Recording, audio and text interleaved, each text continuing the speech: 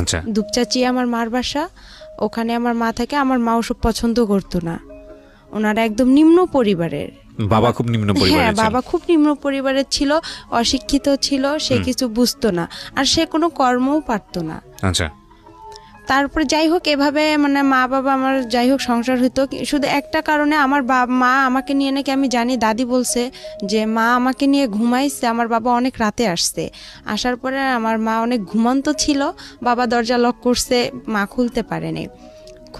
এই জন্য বাবা একটা খারাপ ভাষা করে গালাগালি করছে মাকে। মা বলছে না আমি আর তোমার সংসারই করব না, চলে যাব। পরে মা চলে গেছে, আর আসতেছে না। পরে আমার দাদি ফুপু সবাই চেষ্টা করছে যে তাকে নিয়ে আসার জন্য। আমার মা বলছে যে না, বগুড়ার মানুষ বলতেছে আমি ওর ভাত আর খাবোই না, আমার ও বাচ্চা দিলে দিবে, না দিলে না, আমি ওর সংসার করব না। এত একটা নিম্ন পরিবারের, বাবার বাড়ি থেকে এত কিছু নিয়ে গেছি, তারপরেও আমার ওখানে জায়গা হচ্ছে না, বা ও আমার কথা শুনতেছে না, আমার প্রয়োজন নাই।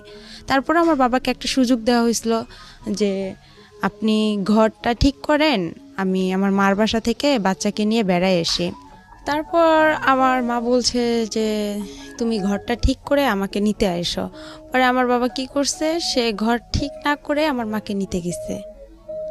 পরে যাওয়ার পরে যাই হোক আমার মা পরে আসছে, আয়সা দেখে যে ঘর ঠিক হয়নি, না হওয়ার কারণে পরে মা বলতেছে আমি আর থাকবো না, চলে যাব। পরে আমার মা আমাকে নিয়ে চলে গেছে। আবার যাওয়ার পরে এক সপ্তাহ পর আমার নানি বাসা থেকে মাকে পাঠানো হয়েছে নাকি আমার দাদার বাসায়। আসার পরে আমার বাবা তখন বলে আমি আর রাখবো না তোমাকে। তখনকার হিসেবে আমার মা 10,000 টাকা, 3 ভরি স্বর্ণ, আর ঘরের যা জিনিসপাতি লাগে চাল ডাল শুরু করে সে সব কিছু নিয়ে আসছে। তারপর আমার বাবা ওগুলো কিচ্ছুই তাকে দেয়নি। মানে মা যখন আর কি চলে গেছে, যাওয়ার পর মাকে তো দেয়নি, না দেওয়ার কারণে বাবা তো ছোট বাচ্চা, আমি অনেক জিদ করতাম, অনেক খাইতে চাইতাম। একটা মেয়ে তো মানে 4 বছর বয়স, তখন তো তার মার আদরটা সবচেয়ে বেশি প্রয়োজন হয়, বাট আমি তো সেটা পাইনি। বাট না পাওয়ার কারণে দেখা যায় আমি বাবার কাছে সে জিদটা করছি। আমার ফুপি ছিল, দাদি ছিল, আমার দাদি অন্ধ, আমার বাবার কারণে অন্ধ হয়ে গেছে। আমার ফুপি রিলেশন করতো, রিলেশন করার জন্য আমার বাবা ওটা পছন্দ করতো না, আমার মা থাকাতে আমার ফুপি রিলেশন করতো। আর আমার মা যেহেতু ননদ আর ভাইয়ের বউ, মানে সব ফ্রিভাবে বলতো আমার মাকে, তো ফুপি এসব করতো। আমার বাবা এসব শুনছিল, শোনার পরে দাদি বাতাস উঠছে অনেক, দাদিকে জুতা দিয়ে, বালু ছিল বাসায় অনেকগুলো, পরে আর কি বাবা হচ্ছে জুতা দিয়ে দাদিকে মারতে গিয়ে জুতার বালুগুলো দাদির চোখে গেছিলো। তারপরে আর কি বাবা অনেক মারধর করতো, মানে অনেক জিদ করতো, মানে কিছু, কিন্তু দাদি ফুপু আমাকে কেউ মানুষ করেনি।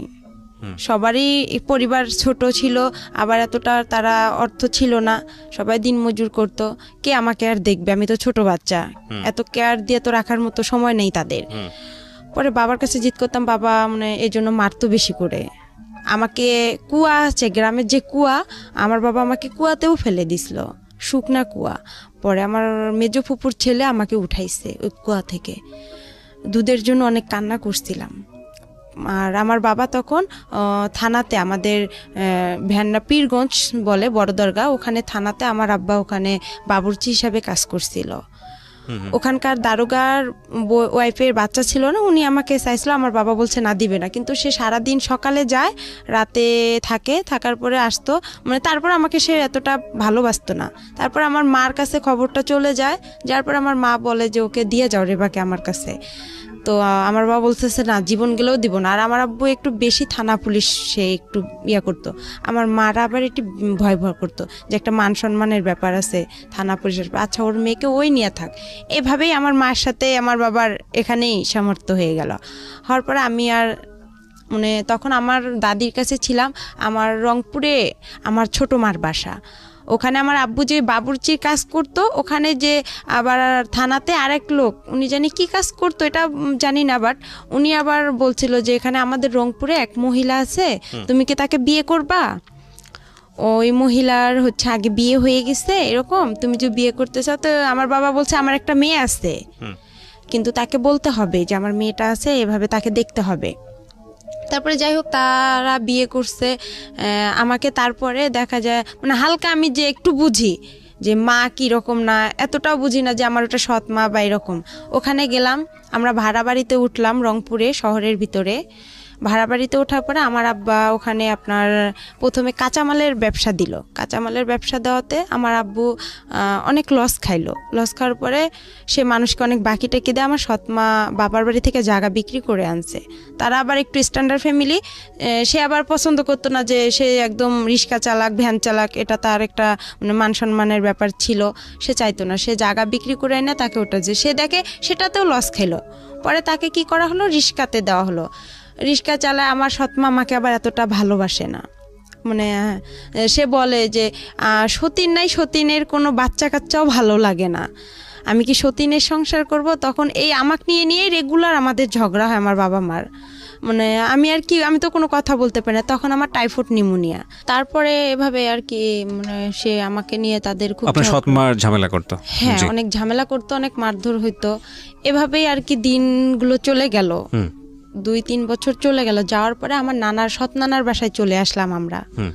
চলে আসার পর ওখানে আমার মানে সবাই আর কি মানে গ্রাম অঞ্চলে ও এক কথা বলতো, ও এক কথা বলতো, মানে আমার মার সব কথা শুনতাম। আচ্ছা, যাতে আমি এতটুকু আমার মেধাতে ছিল যাতে সে আমাকে ভালোবাসে, আমি যাতে তার কাছে মার আদরটুকু। আপনি কি ছোটবেলাতে বুঝতেন যে আমার সৎ মা আমার আসল মা না? এটা বুঝতেন? এতটা বুঝতাম না। আচ্ছা, ওই সময় অন্য কোনো ভাই বোন ছিল না? শুধু আপনি? না, শুধু আমিই ছিলাম। শুধু আপনিই ছিলেন। ওকে। তখন আমার মার এতটা বয়স ছিল না, আমার সৎ মার, ওনারও হালকা বয়স ছিল। জি। তারপরে নানার বাসায় আসলাম। আসার পর গ্রাম অঞ্চলে এক কথা বলে, ও এক কথা বলে, তখন আরো আমার খারাপ লাগে। তখনই আস্তে আস্তে বুঝতে পারি যে এটা আমার সৎ মা, বা যাই হোক আমাকে অনেক মারে, এটা করে। আমি সব কাজ করি তার মন জোগার জন্য। না, এখানে একটা আছে, আমার ভাই হয় শহরে, আমার একটা ভাই, ওই আমার সৎ মার ছেলে হয়, ওই ছেলেকে শহরে তখন আমি সম্পূর্ণ দেখাশোনা করি। কিন্তু ওর যখন আমার মার গর্ভে থেকে হয়েছে তখন থেকে ওর আমি যে হাগু মুতু করে যে কাপড়গুলো আমি সম্পূর্ণ ধুয়ে দিছি, আমার সৎমাকে কিন্তু কিছু করতে দেনি। যাই হোক, ঠিক আছে, হ্যাঁ বলেন। তারপরে এখান থেকে আমরা চলে আসলাম আমার নানার বাসায়, শেখপাড়া, আমাদের রংপুরে। শেখপাড়া যখন আসলাম, আসার পরে ওখানে বড় হলাম আস্তে আস্তে। ওখানে আমাকে স্কুল ভর্তি করে দেওয়া হলো, প্রাইমারি স্কুলে। ওখান থেকে আমি মানে 3তে যখন উঠলাম তখন আমার বাবা কি করলো, আমার মার সাথে রেগুলার ঝগড়া হয়। আমার বাবা আবার সৎ মা, তারপরে ওনার যে ফ্যামিলি আত্মীয় স্বজনগুলো আছে তাদের সঙ্গে কথা বলে না। আবার যদি আমি একটু কথা বলি, দেখা যাচ্ছে আমার আব্বু মানে হাতের কাছে লাঠি পাবো বা যা দা বটি যেটা পাবে সেটা দিয়ে আমাকে মার শুরু করবে। আচ্ছা। আবার আমার মা কথা বলে ওনার সাথেও অশান্তি শুরু করতো। মানে আপনি কার সাথে কথা বললে অশান্তি শুরু করতো? সেটা হচ্ছে আমার সৎ মার যে ফ্যামিলির যে কেউ হোক তাদের সঙ্গে কথা বললেই সমস্যাটা? হ্যাঁ, সমস্যা করতো উনি। আমার মাও যদি কথা বললো তাও সমস্যা করতো আমার বাবা। আচ্ছা। এভাবেই দিনগুলো গেল। যখন আমি 3তে উঠলাম, 3তে ওঠার পরে আমার বাবা কি করলো, আমার মা ভ্যান কিনে দিল আমার বাবাকে। তখন আমার ছোট মামা, উনি আবার স্কুলের মাস্টার, হাই স্কুলের। তখন উনি বলতেছে যে এরকম আমাদের একটা মান সম্মানের ব্যাপার আছে, ও যে ভ্যান চালাবে এটা কিরকম দেখায়, এটা কিভাবে হয়। পরে আমার মা বুঝায় বলছে, আমার নানাকেও জায়গা বিক্রি করতে দিবে না আমাকে, যে তুই কি ওর পিছনে সব শেষ করবি নাকি, তোর ভবিষ্যৎ আছে না। তারপরে মা বলতেছে আচ্ছা দেখি আর একবার। সে তখন কি করলো, ভ্যানটা কয়েকদিন চালালো, চালার পরে বাসায় খুব ঝগড়া শুরু করে দিল। আর আমার ছোট মার মুখের ভাষা অনেক খারাপ ছিল। আচ্ছা। মানে অনেক রং কথা বলে গালাগালি করতো, আমার বাবাও অনেক রং কথা বলে গালাগালি করতো, আমার খুব খারাপ লাগতো। আমি যদি ওখানে কথা বলতাম, দেখা যেত আমার বাবা আমার মার সাথে কিছু না করতে পেয়ে আমাকে সে দেখা যায় খুব মারধর করতো, এমন মারতো যে আমার শরীর ফেটে রক্ত বের হতো। আবার দেখা যেত আমাকে রশি দিয়ে সে হাত পাও বেঁধে রাখতো, বেঁধে ঘরে বন্দি করে রাখতো। তারপরে এভাবে মারতো। মারার পরে যাই হোক, সেদিন ও রাতে বাসায় কোনো খাবার দাবার কিছু আনে নেই, চাল ডাল কোনো তরকারি আনে নেই। আমার ভাইটাও ছোট। তারপরে ও একটু হাঁটে আস্তে আস্তে, ওরও মনে হয় 3 বছর কি 4 বছর। তখন বাবা কি করলো, আমি 3তে উঠলাম, আমার ফাইনাল পরীক্ষা দিতে হবে। পরে আমার বাবা কি করলো, ভ্যানটা নিয়ে আমার দাদার বাসায় চলে আসলো, ভ্যান্ডাবাড়িতে চলে এসে আমার বাবা 2-3 দিন ওখানে থাকার পরে ভ্যান বিক্রি করে দিছে।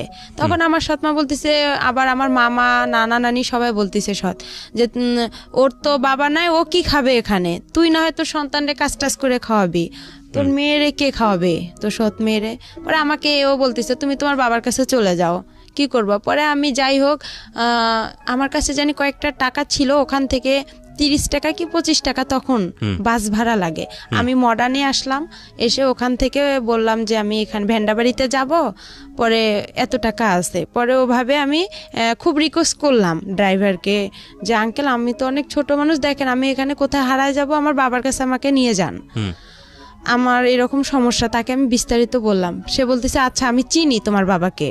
আচ্ছা, পরে আমাকে নামাই দিল আমার আবার রাস্তার সঙ্গে আমাদের বাসা, আমার বড় ফুপির বাসা, মেজো ফুপির বাসা। আমি নামলাম, নাইমা কান্না শুরু করে দিছি। আমি সকাল থেকে কিছু খাইনি অনাহারে, আবার আমার পরীক্ষা। আর তারপরে আমি বললাম যে আমার তো এরকম পরীক্ষা, আমার পরীক্ষা পরে দেওয়া হলো না, পরে বাবার সঙ্গেও দেখা হলো না। না দেখা হওয়ার কারণে পরে বাবা মানে সন্ধ্যার দিকে বাবার সাথে দেখা হলো যে আপনি আমাকে ছেড়ে আসছেন কেন। তারপরে বললাম যে আমি কি খাবো, ওখানে তো আমাকে বের করেছে, কয় তুমি তো তোমার সৎ মায়ের কথা মতন চলো, ইয়া করো, তো ওখানেই থাকতা, এখানে আসছো কেন? বাবা বলছে এটা? হ্যাঁ। তো আমি বলতেছি বাবা তখন কোথায় ছিল? বাবা তখন দাদার বাসায় ছিল। আচ্ছা। তখন আমি বললাম যে আমি ওখান থেকে কি করব, ওরা সবাই আমাকে এই কথা বলতিছে। পরে ওখানে কোন থাকলাম। ক্লাসে পড়েন তখন? তখন আমি 3-তে। ক্লাস 3-তে, ওকে। তারপরে বাবা ওখানে কয়েক মাস থাকার পরে দেখা যায় আবার আমরা কি করলাম, বাবার আর মানে ভ্যানটা বিক্রি করে খাওয়া আর তো কিছু নাই তার, সে বিক্রি করে খাবে। আমার দাদি তো অন্ধ, তারও কিছু জিনিস ছিল, সেগুলোও সে দেখা যায় কিছু টাকা ছিল তার বয়স্ক ভাতা, এগুলোও সে মানে ঘরে চাল ডাল ছিল, বস্তা ছিল চালের, ধান ছিল, এগুলো সম্পূর্ণ খাওয়ার পরে আমার দাদিকে আর দেখতে পারে না। আমার দাদি কিন্তু অন্ধ। যাই হোক, এটা হওয়ার পরে বাবা কিছুদিন পর আমাকে নিয়ে আবার রংপুরে চলে গেল, শহরে লালবাগে, কারমাইকেল কলেজের অপোজিট সাইডে। ওখানে আবার বাসা ভাড়া থাকে, ওখানে আমরা বড় একটা রুম নিলাম ছোট দেখে। আমার বাবা ওখানে রিক্সা নিল। পরে ওই আমার যে নানার বাড়ি, সৎ নানার বাসা, ওখান থেকে কিছু মামারা যাওয়া আসা করে, কাঁচামালের ব্যবসা আপনার সিও বাজারে, পৌর বাজারে তারা যায়, তাদেরকে আমি দেখি, বলে যে ওই যে রেবা, খালেদার মেয়ে, আমার সৎমার নাম ছিল খালেদা, বলে খালেদার মেয়ে। পরে এই কথা বলার পরে তা আমি বলতাম মামা আমরা তো এখানে আসছি, এরকম বিষয় দেখেন মা আর আব্বুকে আবার একসঙ্গে করা যায় নাকি। পরে আমি আবার অসুস্থ হইলাম। অসুস্থ হওয়ার পরে আমার বাবাকে বললাম যে আপনি কাউরে না কাউরে ধরেন, আবার ওখানে যাইতে হবে, আমার পরীক্ষা দিতে হবে।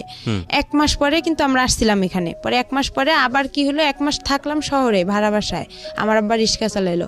পরে আমার আব্বু এর হাত ধরে, ওর পা ধরে, যে ভাই আপনি একটু চেষ্টা করেন, দেখেন কি করা যায় না যায়। এভাবে মনে করেন আমার আব্বু একটু একটু করে আগার পরে আমার মা আবার তাকে নিল। আচ্ছা।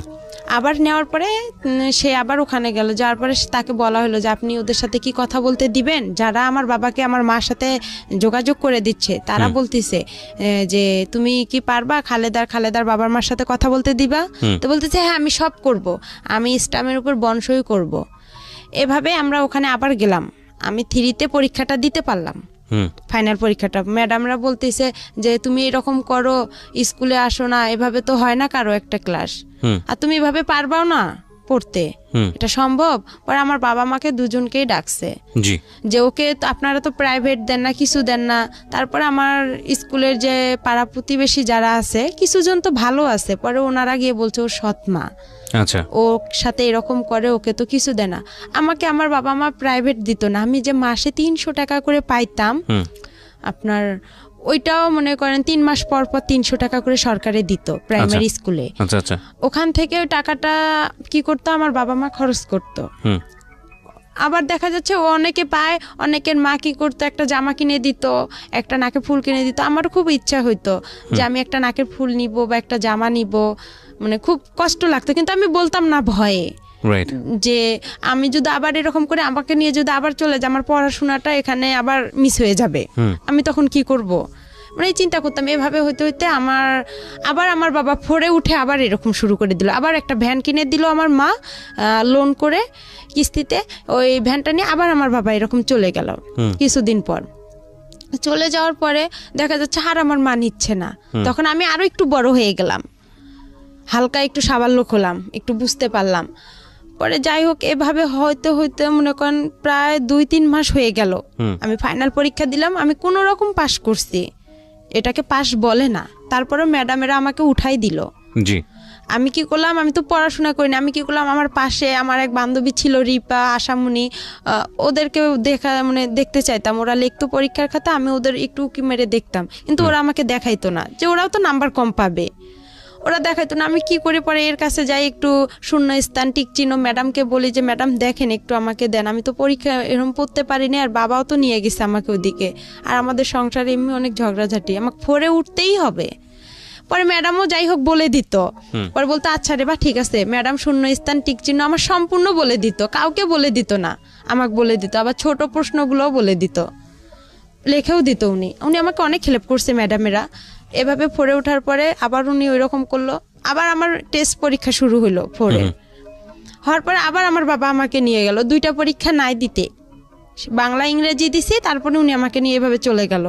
যাওয়ার পরে আবার কিছুদিন ভ্যান বিক্রি করে খেয়ে আবার ওই রকম বসেছিল। পরে আমার বাবা ঢাকায় আসছিল রাজমিস্ত্রির কাজ করার জন্য, আর আমাকে থুয়ে আসছিল আমার ফুপুর কাছে। ওখানে আমার ফুপুর কাছে আমি থাকি, তাদের ওখানে খাবার নাই দাবার নাই, কেউ আমাকে ভালোবাসে না, বলে তোমার বাবা নাই মা নাই টাকা পয়সা নাই, আমরাই তো দিন মজুর করে খাই, তোমাকে কি খাওয়াবো। পরে যাই হোক আমি দেখা যায় ছোট মানুষ, এর ওখানে আমাকে ডাকে, ও বলে যে তুমি এটা কাজ করো তাহলে তোমাকে আমি খাইতে দিব। আমি যে যেটা বলতো তার সেটাই কথা শুনতাম, তখন আমি খাইতে পারতাম। আবার দেখা যায় আমার দাদি অন্ধ ছিল, রান্না করতে পাইতো না, কোনো ছেলে মেয়ে তাকে দেখতো না। দেখা যায় পাশের বাড়ি থেকে তার চাচাতো ভাইয়ের বউ আছে বা এরকম আত্মীয় স্বজন, তাদেরকে দেখা যায় খাবার দিয়ে যাইতো দাদিকে। ওই খাবার ওখান থেকে আমার দাদি আবার কি করতো, উনি একটু খাইতো, আমাকে ডাকতো রে ভাই, আমি আবার দৌড়ে এসে খেয়ে নিতাম। আচ্ছা, বুঝতাম না যে দাদি কতটুকু খাইলো না খাইলো, পেট ভরলো কি না ভরলো। পরে আমার বাবা ওখান থেকে আসার পরে আমার বাবার খুব অবস্থা খারাপ ছিল, সে অসুস্থ ছিল, তার পুরা শরীরে পক্স বের হয়েছিল, তার হাতে কোনো টাকা পয়সা নাই। তার মেজ বোনের কাছে থাকলাম, তারাও আমাদের খাইতে দেয় না। আর একদিন হঠাৎ বৃষ্টি আসছে, খুব জোরে বৃষ্টি, আর খুব মানে ঠান্ডা লাগতেছে, টিন দিয়ে মানে পানি পড়তেছে। আমার বাবার আমি শুই, কিন্তু আমার ফুপি আমাদেরকে খেতা বালিশ কোনো কিছুই দেয় নাই, বলতেছে তোমরা যেরকম অভিনয় করো সেরকম এখন থাকো, এভাবে তোমার বেশি তেল বান্ধা গেছে, আমার বাবাকে বলতেছে। তা আমি বলছি ফুপু আমাকে অনেক ঠান্ডা লাগতেছে, দেন একটা খেতা দেন। তো বলতেছে না সে দেয়নি। ওভাবেই ছিলাম। থাকার পরে আমার বাবা 2 দিন পর আবার রংপুরে চলে গেল। রংপুরে যাওয়ার পরে আবার ওভাবেই সে এরে হাত ধরে, ওর পা ধরে ধরে আমার সৎমার কাছে গেল। আমার সৎমা তাকে আবার গ্রহণ করে নিল। নেওয়ার পরে আমি 5-এ সমাপনী পরীক্ষা দিলাম 2010-এ। দেওয়ার পরে কেউ পরীক্ষা দিতে দিবে না আমাকে, কয় ও পারবে না। আমার মা মানে প্রতিবেশী মামিরা ছিল যারা আমার স্কুলের ফ্রেন্ডগুলো, ওরাও বলতো যে না ও পরীক্ষা দিতে পারবে না। ম্যাডামও বলতো যে না রে বা তোমার আর সম্ভব না, কেন এটা সমাপনী পরীক্ষা, এখানে ফাজলামি করার জায়গা না, আর তুমি পারবা না, তোমার কোচিং নাই প্রাইভেট নাই কিছু নাই, তুমি কিচ্ছুই পারবা না। পরে আমি সবার কথা অমান্য করে আমি বলছি না আমি পরীক্ষা দিবই, আমি পাইলে পাবো না পাইলে নাই, এটা আমার কোনো দেখার বিষয় নাই। তারপরে আমার সৎমাও দিবে না। এখন আমার পরীক্ষাটা হচ্ছে আমার বাসা থেকে অনেক দূরে, এখন আমাকে সকালবেলা কে রেখে আসবে, রাখার লোকও নাই। পরে আমি মানে এতটা পড়তেও পারি না, গাইড নাই, কিভাবে পড়বো। যাই হোক একটু করে মানে যতটুকুই পড়ছি, আল্লাহ আমার পাশে ছিল বিধায় আমি মনে হয় পরীক্ষাটা দিতে পারছি, পাশও করছিলাম। কোন ক্লাসে? 5-এ। ক্লাস 5-এ? হ্যাঁ 5-এ 2010-এ। পরে আমার একটা মামাতো ভাই আমাকে রেগুলার রেখে আসতো সকালবেলা, আর আসার সময় আমি হেঁটে আসতাম, বান্ধবীদের সাথে হেঁটে আসতাম। ওখানে একটা ছেলের সঙ্গেও আসতাম। ওই ছেলেটাকে আমার প্রথম 5-এ ওকে পছন্দ হয়েছিল। ওর নাম হেলাল ছিল, ওর বাসা আমাদের ওখানেই পানবাড়িতে। ওকে খুব আমি পছন্দ করছিলাম, কিন্তু ও বুঝতো না যে আমি ওকে কতটা পছন্দ করি, আর আমিও বুঝতাম না যে প্রেম কি জিনিস, কিন্তু ভালো লাগতো ওকে। কোন ছেলেটাকে? এটা হেলাল, ওর নাম হচ্ছে হেলাল। আমাদের স্কুলে না, ওই অন্য স্কুল থেকে আর কি পরীক্ষা দিতে গেছিলাম আমরা। আচ্ছা, ও একই ক্লাসে ছিল? হ্যাঁ একই ক্লাসে, সমাপনী পরীক্ষা দিতে গেছিলাম। ওকে। তখন তো অন্য স্কুল থেকে দেখা যায় যে একটা বোর্ডে আমরা সবাই পরীক্ষা দিছি। পরে ও আমাদের ক্লাসেই বসতো, আমার পাশে 2 জন ছেলে ছিল, আমি মাঝখানে ছিলাম। পরে ওদের দেখছি, আমি নিজেও কিছু বাসায় পড়ছিলাম, ওগুলা দেখে আমি পরীক্ষা দিছিলাম। পরে ওই ছেলেটাকে খুব পছন্দ হয়েছিল, মানে ওর সাইকেলে আমি একদিন আসছিলাম, আর বাকি দিনগুলো আমি হেঁটে হেঁটেই আসছি। আর তখন খুব কষ্ট লাগতো, আর আমি মানে অনেক কিছু খাইতে ইচ্ছা করছিল, যে পরীক্ষা দিতে আসছি আমি কিছু খাই, বা অনেকে তো খাইতেছে, আমার সেরকম টাকা ছিল না। বাবা চুরি করে আমাকে যে টাকাটা দিছিল আমি ওই টাকাটা খাইতাম না, যে টাকাটা আমি জমা হয়। আমার আবার একটু চুল বড় ছিল, আর আমি সাজগোজ খুব পছন্দ করি। আর আগে আমি একটু চাইতাম যে আমি মানে একটা লং জামা পরবো না, একটু শর্ট জামা পরবো, একটু ভালো জামা পরবো, কম দামি পরবো না, ভালো পরবো। টাকা একটু বেশি লোক, টাকাগুলো জড়ায় জড়ায় দেখা যেত আমি একটু মেরিল কিনতাম বা একটা টিপের পাতা কিনতাম বা একটা চুড়ি কিনতাম, এরকম কিছু কিনতাম, একটু শ্যাম্পু কিনতাম।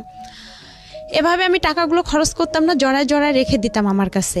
রাখার পরে এভাবে আমি পরীক্ষা দেওয়া হয়ে গেল, আমার রেজাল্টও বের হলো। রেজাল্টে আমি সেরকম ভালো পাইনি, আমি সেকেন্ড ডিভিশন, ওটা তখন জানি কি ছিল, কিন্তু কোন আমি ক্লাসে? 5-এ সমাপনী আমার শুরুতে। ঠিক আছে, আপনি পাশ করেছেন, হ্যাঁ, তারপর কোন রকম পাশ করেছি, করার পরে আমাকে 6-এ 11তেই ভর্তি শুরু হচ্ছে।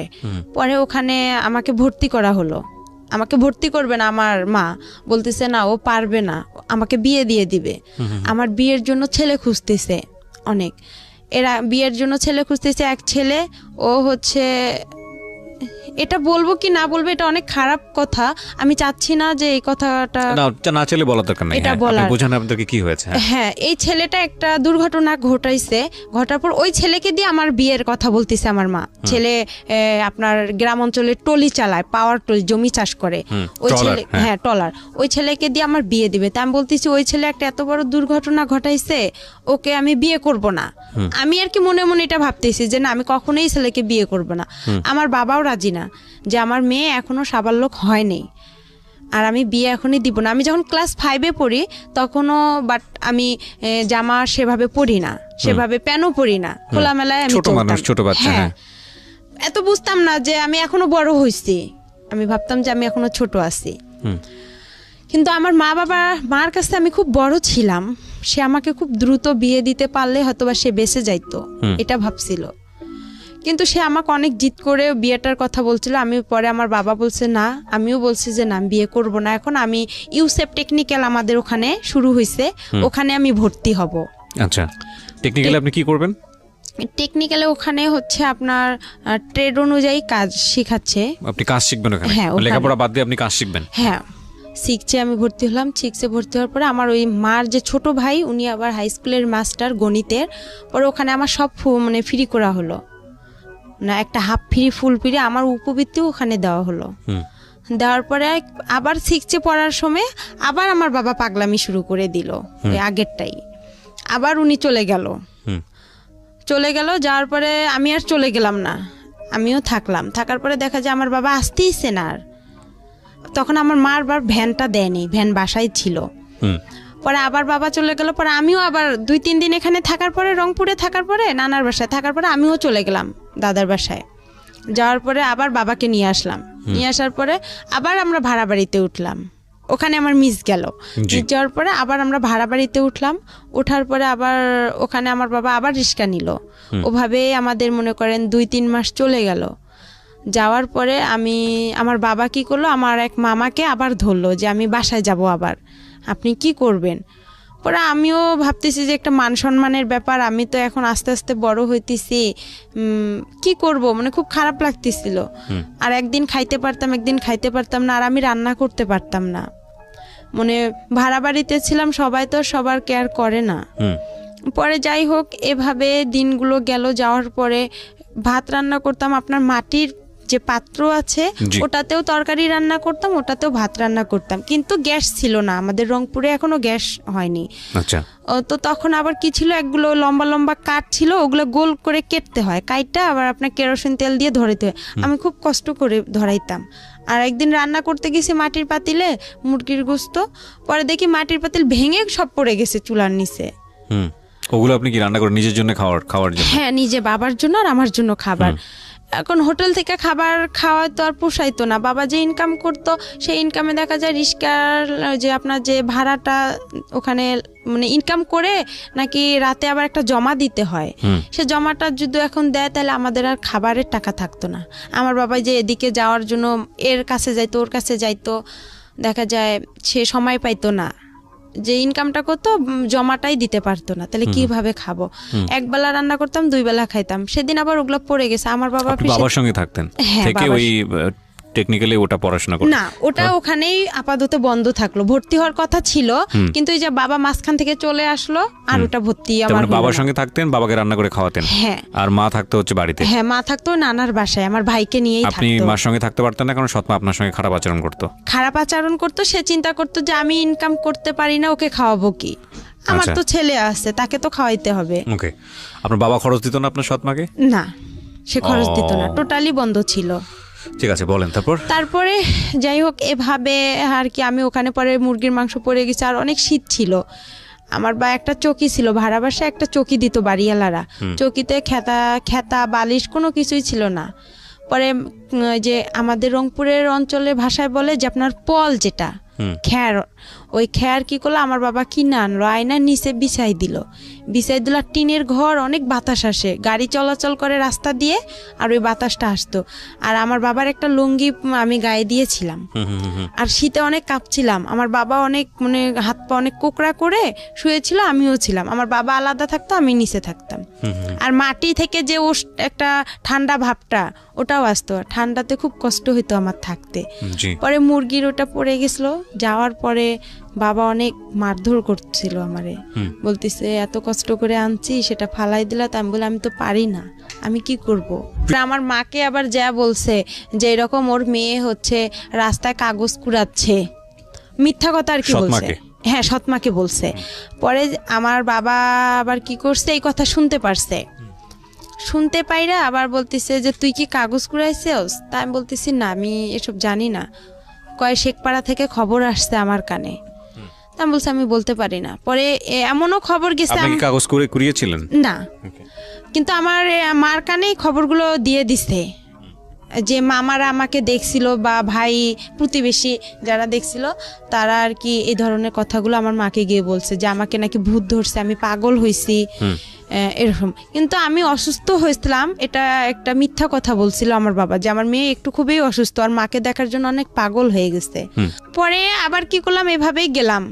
আবার আমার বাবা কি করলো, মামা মামির হাত পা ধরলো, প্রতিবেশী মামা মামির হাত পা ধরে আবার আমার মার সাথে মোবাইলে কথা হয়।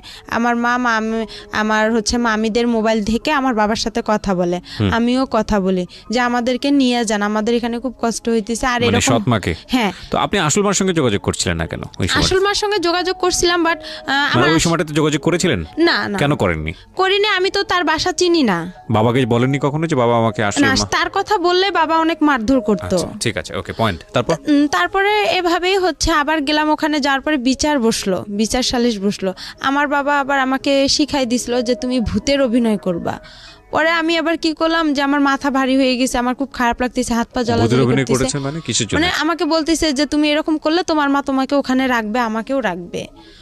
আচ্ছা। পরে আর কি যাই হোক, আমি বলতেছি আমার হাত পা, আমাকে যেভাবে আর কি আমার বাবা বলছিল যে তুমি এভাবে বলবা যে আমার মাথা ঘুরাইতেছে, আমার খারাপ লাগতেছে, তখন আমি এভাবেই বলছি। বলার পরে আমার কি করলো, আমার মামা বলতেছে তাহলে ডক্টর ডাকি, নাহলে ওই যে আমার আবার সৎ না, উনি আবার কবিরাজ ছিল, বলতেছে ওনাকে ডাকি। পরে উনি যাই হোক ডাইকা গা ঝাইরা দিছে। আমি আর পাইতেছি না যে আমি আর কি বলবো না, আর এসব করাটাও ঠিক না, আমি মনে মনে চিন্তা করতেছি। পরে আমি পানি টানি খেয়ে একদম ফুল রেস্ট নিলাম। পরে দেখতেছি ওরা সবাই মিলে যাই হোক আমার মা আর বাবাকে একসঙ্গে করে দিল। দেওয়ার পরে ওখানে থাকার পরে 2-1 মাস হয়ে গেল। হওয়ার পরে আবার আমি 6-এ ক্লাস করতেছিলাম। তখন আমার ছোট মা বলতেছে যে এরকম করাটা কি ঠিক? পরে আমার তো কোচিং নাই, 6-এ সবাই ভর্তি হয়ে আপনার গণিত, ইংলিশ সেকেন্ড পার্ট, এগুলোর বিজ্ঞান, এগুলোর কোচিং করে। তখন ওরা সবাই বলতেছে কিরে রে বা তুই মিঠু স্যারের কাছে ইংরেজি পড়বি? তখন আমি বাসায় এসে বললাম যে এরকম প্রাইভেট দিতে হবে, তো আমারে কোচিং করতে হবে, না হলে স্যারেরা অনেক বকাবকি করে। পরে আমার ছোট মামা, আলমগীর মামা আমাদের ক্লাস নিল, প্রথম ক্লাস গণিত। সেদিন উনি অঙ্ক দিছে, আমি অঙ্ক পারিনি। না পারার কারণে আমার মামা আমাকে 2 হাতে মানে একটা বড় বাঁশের লাঠি দিয়ে আমার 2 হাতে 6টা কি 5টা মারছে, অনেক জোরে জোরে। ক্লাস 6-এর ঘটনা? হ্যাঁ, ক্লাস 6-এর ঘটনা। কেন পারোনি? পরে আমি টেনশন, বাসায় আসলাম, আইসা খারাপ লাগলো যে আপন মামা হলে কি পারতো সে আমাকে মারতে? সে তো জানে যে আমাদের ফ্যামিলির অবস্থাটা কি, আর আমি তো কোচিং করতে পারবো না, আমার তো সেরকম সামর্থ্য নাই, আর আমি কোনো স্যারের কাছেও যা বলতে পারবো না। কিন্তু আমার মামার এখানে আরও একটা ভুল হয়েছে, সে বুঝতে পারছিল যে তার বোনের এতটা সমস্যা, আমার বাবার অবস্থা খারাপ, তার একটা উচিত ছিল যে তার সবগুলো স্যারদের সঙ্গে কথা বলে আমাকে সব হাফ ফুল মানে ফ্রি করে দিছে, স্কুলের যে বেতন মাইনাগুলো দেওয়া লাগবে না, উপবৃত্তি করে দিছে। তার একটা উচিত ছিল যে একটা এরকম অসহায় মেয়ে সবাই থেকেও না থাকা, তাকে আমরা একটু যদি কোচিং দেই সব স্যারেরা মিলে সবাই যদি একটু হেল্প করতাম, তাহলে আজকে হয়তো বা আমার জীবনটা আরও বেশি ভালো হতো। তারপরে এভাবে আমি আবার কি করলাম যে দেখি কোচিং টুচিং পাইতেছি না, পরীক্ষাও দিতে পাইতেছি না। পরে আমি কি করলাম, ওই যে আপনার টেকনিক্যালে ভর্তি হওয়ার জন্য আমি বাসা থেকে মাকে চাপ দিলাম। আচ্ছা। পরে আমার কাছে কিছু টাকা ছিল, আমার দাদিও কিছু টাকা দিছিল, ওই দিয়ে আমি 2টা মুরগি কিনছিলাম বাসায়। মুরগি কেনার পরে আমার আবার যে বয়সটা, এই বয়সে আবার আমার জন্ম নিয়ন্ত্রণের কার্ড হবে না, জন্ম নিবন্ধন। হ্যাঁ, জন্ম নিবন্ধন, ওটা কার্ড হবে না। না হওয়ার কারণে এখন ওখানেও তো আমাকে ভর্তি নিবে না। ওখানে যে আপুগুলো পড়ছে ওদের সাথে আমি যোগাযোগ করছি যে আপু আমিও টেকনিক্যালে ভর্তি হব। পরে আমি গেলাম, আমাকে স্যারেরা বলতেছে তুমি অনেক ছোট, তোমার বয়স নাই, তোমাকে এখানে নেওয়া যাবে না। আর এখানে আমরা সাধারণত নেই 13 থেকে 14 বছরের মেয়েদেরকে, তোমার তো সে বয়সটা এখনো হয়নি, কিন্তু কথাই বলতে পারবে না। পরে আমি বললাম স্যার আপনারা তারপরে দেখেন না, এখানে তো গরিব অসহায় মেয়েদেরকে বেশিরভাগ নেওয়া হয়, যাদের পরিবার খারাপ। তারপর আমি বললাম যে আপনি আমার বাসায় যায়েন, যাওয়ার পরে দেখেন। পরে সেদিন গেলাম, নিল না আমাকে। তারপরে আবার আমি বাসায় আসলাম, আসার পরে মাকে বললাম যে আমাকে তো নিতেছে না। পরে আমার মামা, যে ছোট মামা গণিত মাস্টার, ওনার সঙ্গে আবার আমাদের হচ্ছে ওখানকার একজন ভালো ব্যক্তি, উনি খুব প্রভাবশালী লোক, ওনার সাথে আবার আমার মামার খুব ভালো একটা সম্পর্ক। পরে আমার মা কি করলো, ওনাকে বললো, ওনার দ্বারাই আবার কি করলো, ওনাকে বললো যে আমার ভাগ্নিটা এরকম টেকনিক্যালে ভর্তি হতে চাচ্ছে, ফ্যামিলি এরকম, একটু আপনি চেষ্টা করে দেখেন। উনি আবার হচ্ছে আমি যে প্রাইমারি স্কুলে পড়ছি ওই ম্যাডামের হাজবেন্ড।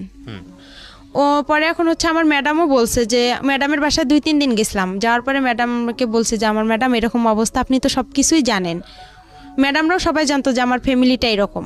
জানার পরে যাই হোক, ম্যাডাম কি করছে, আবার ওনার হাজবেন্ডকে বলছে, রেবাকে দেখো একটু চেষ্টা করে টেকনিক্যালে ভর্তি করে দেওয়া যায় নাকি। পরে স্যার উনি আবার গেল, যাওয়ার পরে স্যারের সঙ্গে কথা বললো ইউসেফ টেকনিক্যালে। বলার পরে স্যার বলতেছে আচ্ছা ঠিক আছে, আমরা দেখবো, আমরা আগে বাড়ি দেখবো, উনি বড় লোক না কীরকম, আপনাদের কথায় তো এখানে বিশ্বাস হবে না, আমরা নিজে গিয়ে যাচাই করে তারপরে নিব। আর উনি তো অনেক ছোট, তো বলতেছে একটু দেখেন চেষ্টা করে নেওয়া যায় নাকি। পরে এভাবে ওনারা আসলো, আসার পরে আমার বাসায় আমার এক খালা ছিল প্রতিবেশীও, পরে বলতেছে রেবাদের বাসা কোনটা। পরে আমি ওখানে আবার নাম চেঞ্জ করছিলাম, আমার নাম হচ্ছে আবার রেবা, 2 জন ছিলাম আমরা, থাকার কারণে নামটা হচ্ছে, আমার সাথে আরেকটা আপু ছিল, উনি আবার বলতেছে তুমি এত অসহায়, তো তোমার নামটা একা দিয়ে দে। তা আমি আর এতটা বুঝি না, আমি বলছি আচ্ছা আপনাদের যেটা ভালো হয়। আর আমি আবার সবসময় বেশি এটা বুঝি যে আমাকে যে ভালো, মানে আমার একটা কোনো কিছু পছন্দ হলো অন্যের উপর আমি বেশি নির্ভর করি, আমি নিজের উপর নির্ভর করি না, যে অন্য তো আমার জন্য ভালোই বোঝে, আমার ভালোটা তো আমি কি আর বুঝবো। পরে ওই নামটা দিলাম, পরে আয়সা বললো একা, বলছে পরে চেনে নে, বলছে একা আক্তার রেবার বাসা কোনটা, বলে রেবার বাসা বাবা একরামুল মা খালাদা। বলার পরে আমার খালা বলতেছে ওইটা, ওর বাবা কি করে। আমি আবার তখন কি করছিলাম, মানুষের বাসায়, আমার মামার বাসায় ভুট্টা যে ছিলে, ওই ভুট্টা ছিলতে বসছি বৃষ্টির দিন।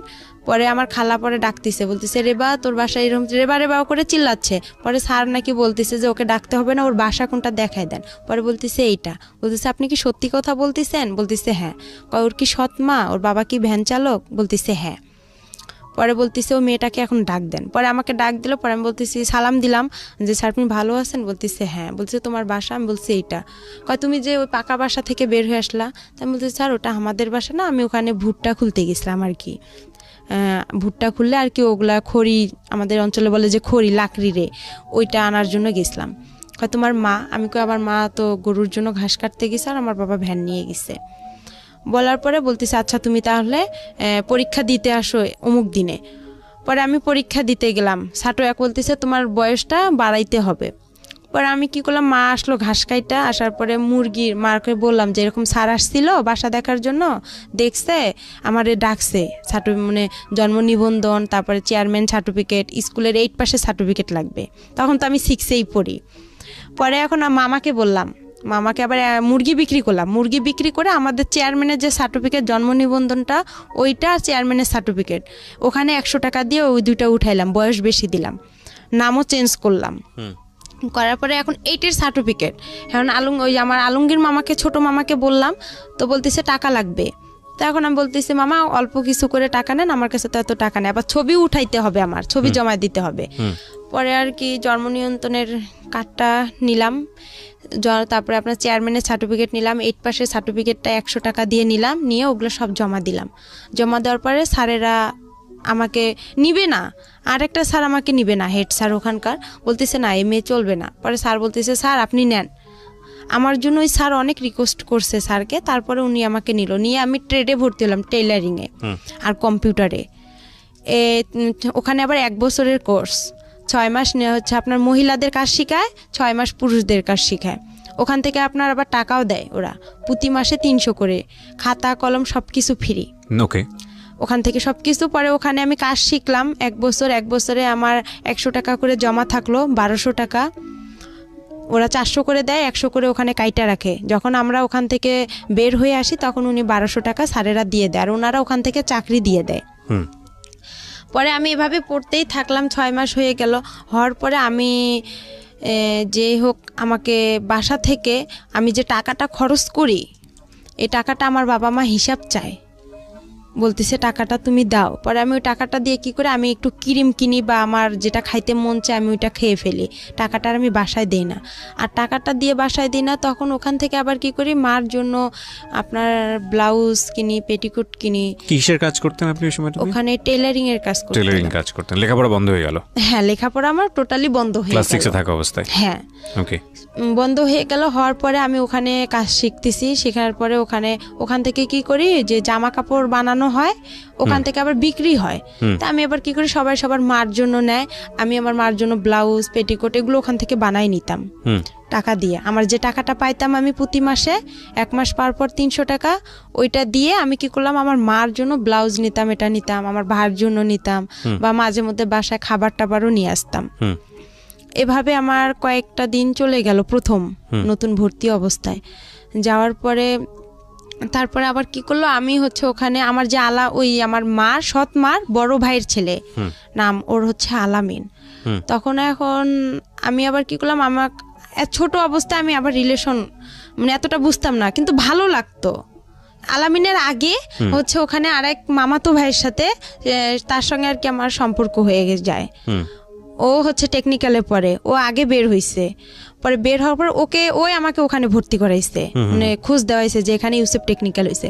পরে ওই ছেলে আর কি ওর সাথে আমার কয়েকদিন কথা হয়, হওয়ার পরে এটা নিয়েও আমার বাসায় খুব অশান্তি শুরু হয়। আমার মা আমাকে অনেক মারধর করে।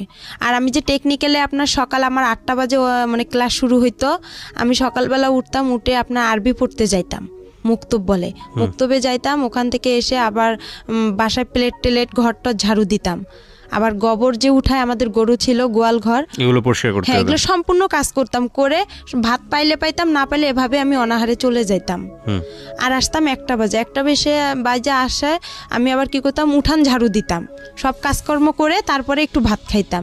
খাইয়া যদি একটু বিশ্রাম নিতাম, মা চিল্লাচিল্লি করতো, অনেক গালাগালি করতো খারাপ ভাষা করে। ওকে, পরে বলতো যে, আর ওই ছেলের সাথে আমাকে যখনই একটু দেখতো তখনই আমার মা মনে করতো যে আমি কি না কি করে ফেলছি। আইসা আমাকে মনে করেন হাতে যদি পাশুন থাকতো পাশুন দিয়ে মারতো, লাঠি পাইতো লাঠি দিয়ে মারতো। খুবই অশান্তি শুরু করতো আমার ওই মা। ওকে, আর আমি ভালো ঠিকভাবেও আমার মা আর বাবার কাছে আমি এমন কিছু পাইনি যে তারা আমাকে আদর দিছে, ভালোবাসা দিছে, মানে এতটুকু পাইনি। আমি যে মার যে মা, আমি ওনার কাছ থেকে সবসময় একটা জিনিস চাইতাম যে উনি যখন ওনার সন্তানকে ভাত উঠায় খাওয়াইতো ভাইয়া, তখন আমার খুব ইচ্ছা করতো যে আমাকেও মা ভাত উঠায় খাওয়াবে। আমি তখন বলতাম যে আমারও একটু খাওয়ান। সে ঘৃণা করতো, আমার মুখ থেকে ভাতটা পড়বে বা তার ছেলেরে খাওয়াবে, সে চাইতো না। আর যখন ওই ছেলেটার সঙ্গে আমাকে দেখতো তখনই খুব মারধর করতো। আমার ওই ছেলেটার মাও আমাকে অনেক বকাবকি করতো। আর আমি পারতাম না যে, আমি আবার চিন্তা করতাম যে ছেলেটাকে বিয়ে করলে হয়তো বা, আমি এতটুকু বুঝতাম না যে ছেলেটার সাথে আমি কথা বললে হয়তো বা মান সম্মান শেষ হবে বা এগুলো কিছুই বুঝতাম না। কিন্তু ভালো লাগতো এটাই, হ্যাঁ জাস্ট ভালো লাগতো, কিন্তু এরা কেউ বুঝতো না। এরাই এটা নিয়ে সবসময় বাড়াবাড়ি করতো। আর আমার মা বাবা কোথাও যাইতো, আমার ঘরে তালা মারিয়া যাইতো। আর আমি সব কাজ করছি সৎ মায়ের, আমার এমন কোনো ভুল ছিল না। সে আমাকে শাসন করছে ঠিক আছে, কিন্তু এরকম করে শাসনটা আসলে তার ঠিক হয়নি। সে আমাকে পারতো, বুঝাই বলতে পারতো, কিন্তু সে মারলে যে আমাকে মারধর করবে আর আমি বুঝবো, এটা কিন্তু ঠিক না। বন্ধ হওয়ার পরে আমি আমার ওখানে টেকনিক্যালে আমার 3 মাস হওয়ার পরে আমি কাজটা আমার রানিং হয়ে যায় ওখানে। ওকে। কাজ রানিং হওয়ার পরে আমার মামি হচ্ছে বলতো যে এরকম, এক মামি বলতো যে তুই তো অনেক বড় হয়ে গেছিস। তখন একটা ফোন কিনলাম আমি চুরি করে। ওই আলামিনের বোন ছিল ফেন্সি, ও আবার হচ্ছে অনার্সে পড়তো কারমাইকেলে। পড়ার পরে ওই আপুর সাথে আবার আমার বেশি একটু ভালো সম্পর্ক ছিল। ও কিছু করলে আমাকে এসে বলতো, কোথাও গেলে আমাকে নিয়ে যেত। মানে আমার খুবই ভালোবাসতো, আদর করতো ওই মামিরা, আলামিনের বাবা মা, ওর বোন। ওখানেই বেশিরভাগ খাওয়া দাওয়া হইতো। তারপরে এভাবে আমাকে ওই মামি আবার বলতেছে, ফোন কিনলাম, কেনার পরে ওই ফেন্সি আপুর সিমটা আমার কাছে ছিল। ওই সিমে আবার ছিল ওর আলামিনের নাম্বার। আচ্ছা। তখন আবার কি করলাম, ওর সঙ্গে আমি কথা বললাম। কথা বলার পরে 2-1 দিন কথা বললাম। বলার পরে আমার ওই মামি আবার বলতেছে যে তুই আলামিনের সাথে রিলেশন করতে পারিস, সম্পর্ক করতে পারিস। আলামিন দেখতে শুনতেও ভালো, ছেলেটা চাকরি করে কাজী ফার্মে। ও কিন্তু ওই ইউসেফ টেকনিক্যাল থেকে ওয়েল্ডিংয়ে কাজ শিখে ও কাজী ফার্মে গেছে তেঁতুলিয়ায়। তা আমার মামি এখন আমাকে বুদ্ধি দিতেছে যে তুই ওই ছেলেটার সাথে দেখ সম্পর্ক করতে পারিস নাকি, আলামিন ভালো, ও চাকরি করে, তুইও তো চাকরি করবি, তুইও তো ইউসেফে কাজ শিখতেছিস। এভাবে বলার পরে তারপরে যাই হোক আমি ওর সাথে সম্পর্ক শুরু করলাম। সম্পর্ক শুরু করার পরে কিছুদিন যে গেল, যাওয়ার পরে এখন আমার মা যাই না গেছে যে আমার ফোন আছে। আর আলামিনের সাথে আমার খুবই কথা হয় ফোনে। আচ্ছা। কিন্তু ও আমার সাথে সম্পর্ক করতে চায় না। তারপরেও আমার কেন যেন ওকে আবার ভালো লেগে যায়। প্রথমে ওকে আমি দেখতে পাইতাম না, ওকে মানে খুব খারাপ লাগতো। আমি বলতাম যে তোর গা, ও যদি ছুটিতে আসতো ওদের বাসায় আমি যাইতাম, তো বলতাম যে তোর গা গন্ধ করে, তুই আমার কাছে আসবি না। আর ও আমাকে মারতো, দেখতে পারতো না। আর দেখতে পারতো না বিধায় আমার বাবা ওই যে আমাকে মারধর করতো। আর আমার বাবা কোনো কিছু হলেই থানা পুলিশ যাইতো।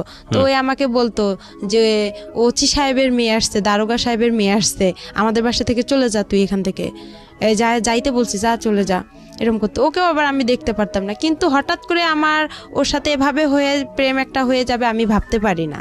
যাই হোক ওর সাথে আমার এভাবে কথা চলতেইছে। তারপরে আমি ওখানে 1 বছর কাজটা কমপ্লিট করলাম। করার পরে ও আসলো চাকরি থেকে। আমি আবার চাকরিতে যাব, আপনার ছাড়েরা চাকরিতে দিবে। আমার বাসা থেকে কেউ আমাকে চাকরিতে যাইতে দিবে না, আমার সৎমা যাইতে দিবে না, বিয়ে দিয়ে দিবে আমার। বলতেছে বাহিরে মানুষ যাওয়া ভালো না। ও এখানে আরেকটা কথা আছে, আমি যখন টেকনিক্যালে ভর্তি হইলাম ভাইয়া, তখন হচ্ছে আমার যে মুরগি 2টা ছিল বলছিলাম, ওই মুরগি 2টা যে বিক্রি করে আমি মনে করেন এগুলো কাজ সার্টিফিকেট, জন্ম নিবন্ধন এগুলো জোগাড় করে যে দিলাম, তখনও আমার ওই সৎ মামিরা বলছিল যে হচ্ছে ও তো ওখানে গেলে একদম খারাপ মেয়ে হয়ে যাবে। ও যে খারাপ, গ্রামে কত ছেলের সাথে সম্পর্ক করে, আর ওখানে গেলে তো অনেক খারাপ হয়ে যাবে। তা আমি তাদেরকে বলছি যে আমি ওখানে গেলে কিছুই করব না, কেন আমি মনে মনে তো আলামিনের সঙ্গে কথা বলি। তখন আর আমি ওখানে কারোর সাথে সম্পর্ক করব। পরে আমার বাসা থেকে কিন্তু যাইতে দিবে না, টেকনিক্যালি কেউ ভর্তি হইতে দিবে না। আমার মাকে ও আইসা সবাই কানাকানি করে, আর আমার মা আমাকে অনেক মারধর করতো।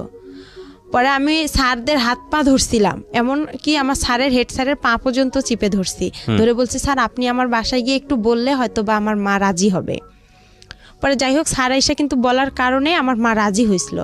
কিন্তু আমার মামিরা আমাকে গ্রামের কেউ বলেনি যে মেয়েটা ওখানে গেলে ভালো হবে বা মেয়েটা একটা কাজ শিখবে, নিজের পায়ে দাঁড়াইতে পারবে।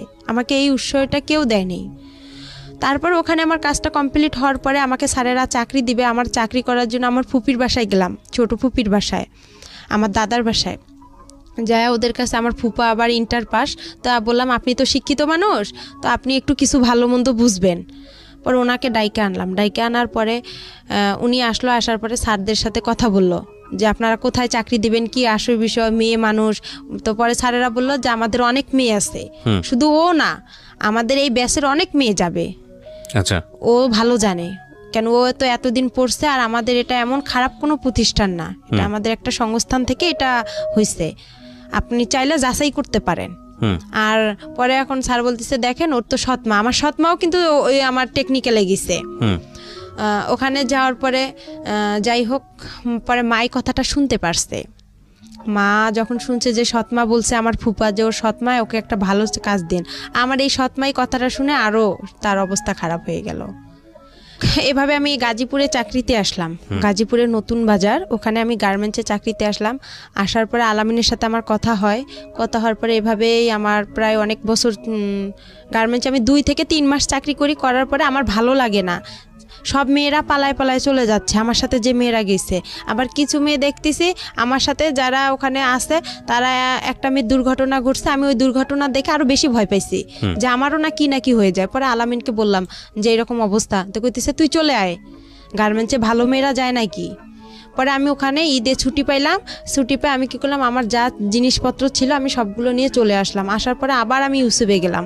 ইউসুফে যাওয়ার পরে স্যারকে বললাম যে স্যার আমার তো ওখানে ভালো লাগতেছে না, আপনি আমাকে আবার একটা চাকরি দেন, আমি বাসায় কি করবো, নাহলে আমার বাসায় বিয়ে দিয়ে দিবে। পরে আলামিনও ছুটিতে আসলো, আসার পরে স্যার কি বলতেছে একটা মেয়ে আছে সেলিনা নাম, ওর সাথে তুমি কন্ট্যাক্ট করো, কন্ট্যাক্ট করলে দেখো একটা চাকরি পাইতে পারো। ও নারায়ণগঞ্জে ডাচ বাংলা প্যাক লিমিটেডে চাকরি করে, ওখানে ভালো ব্যাগের কোম্পানি, ওখানে যাও।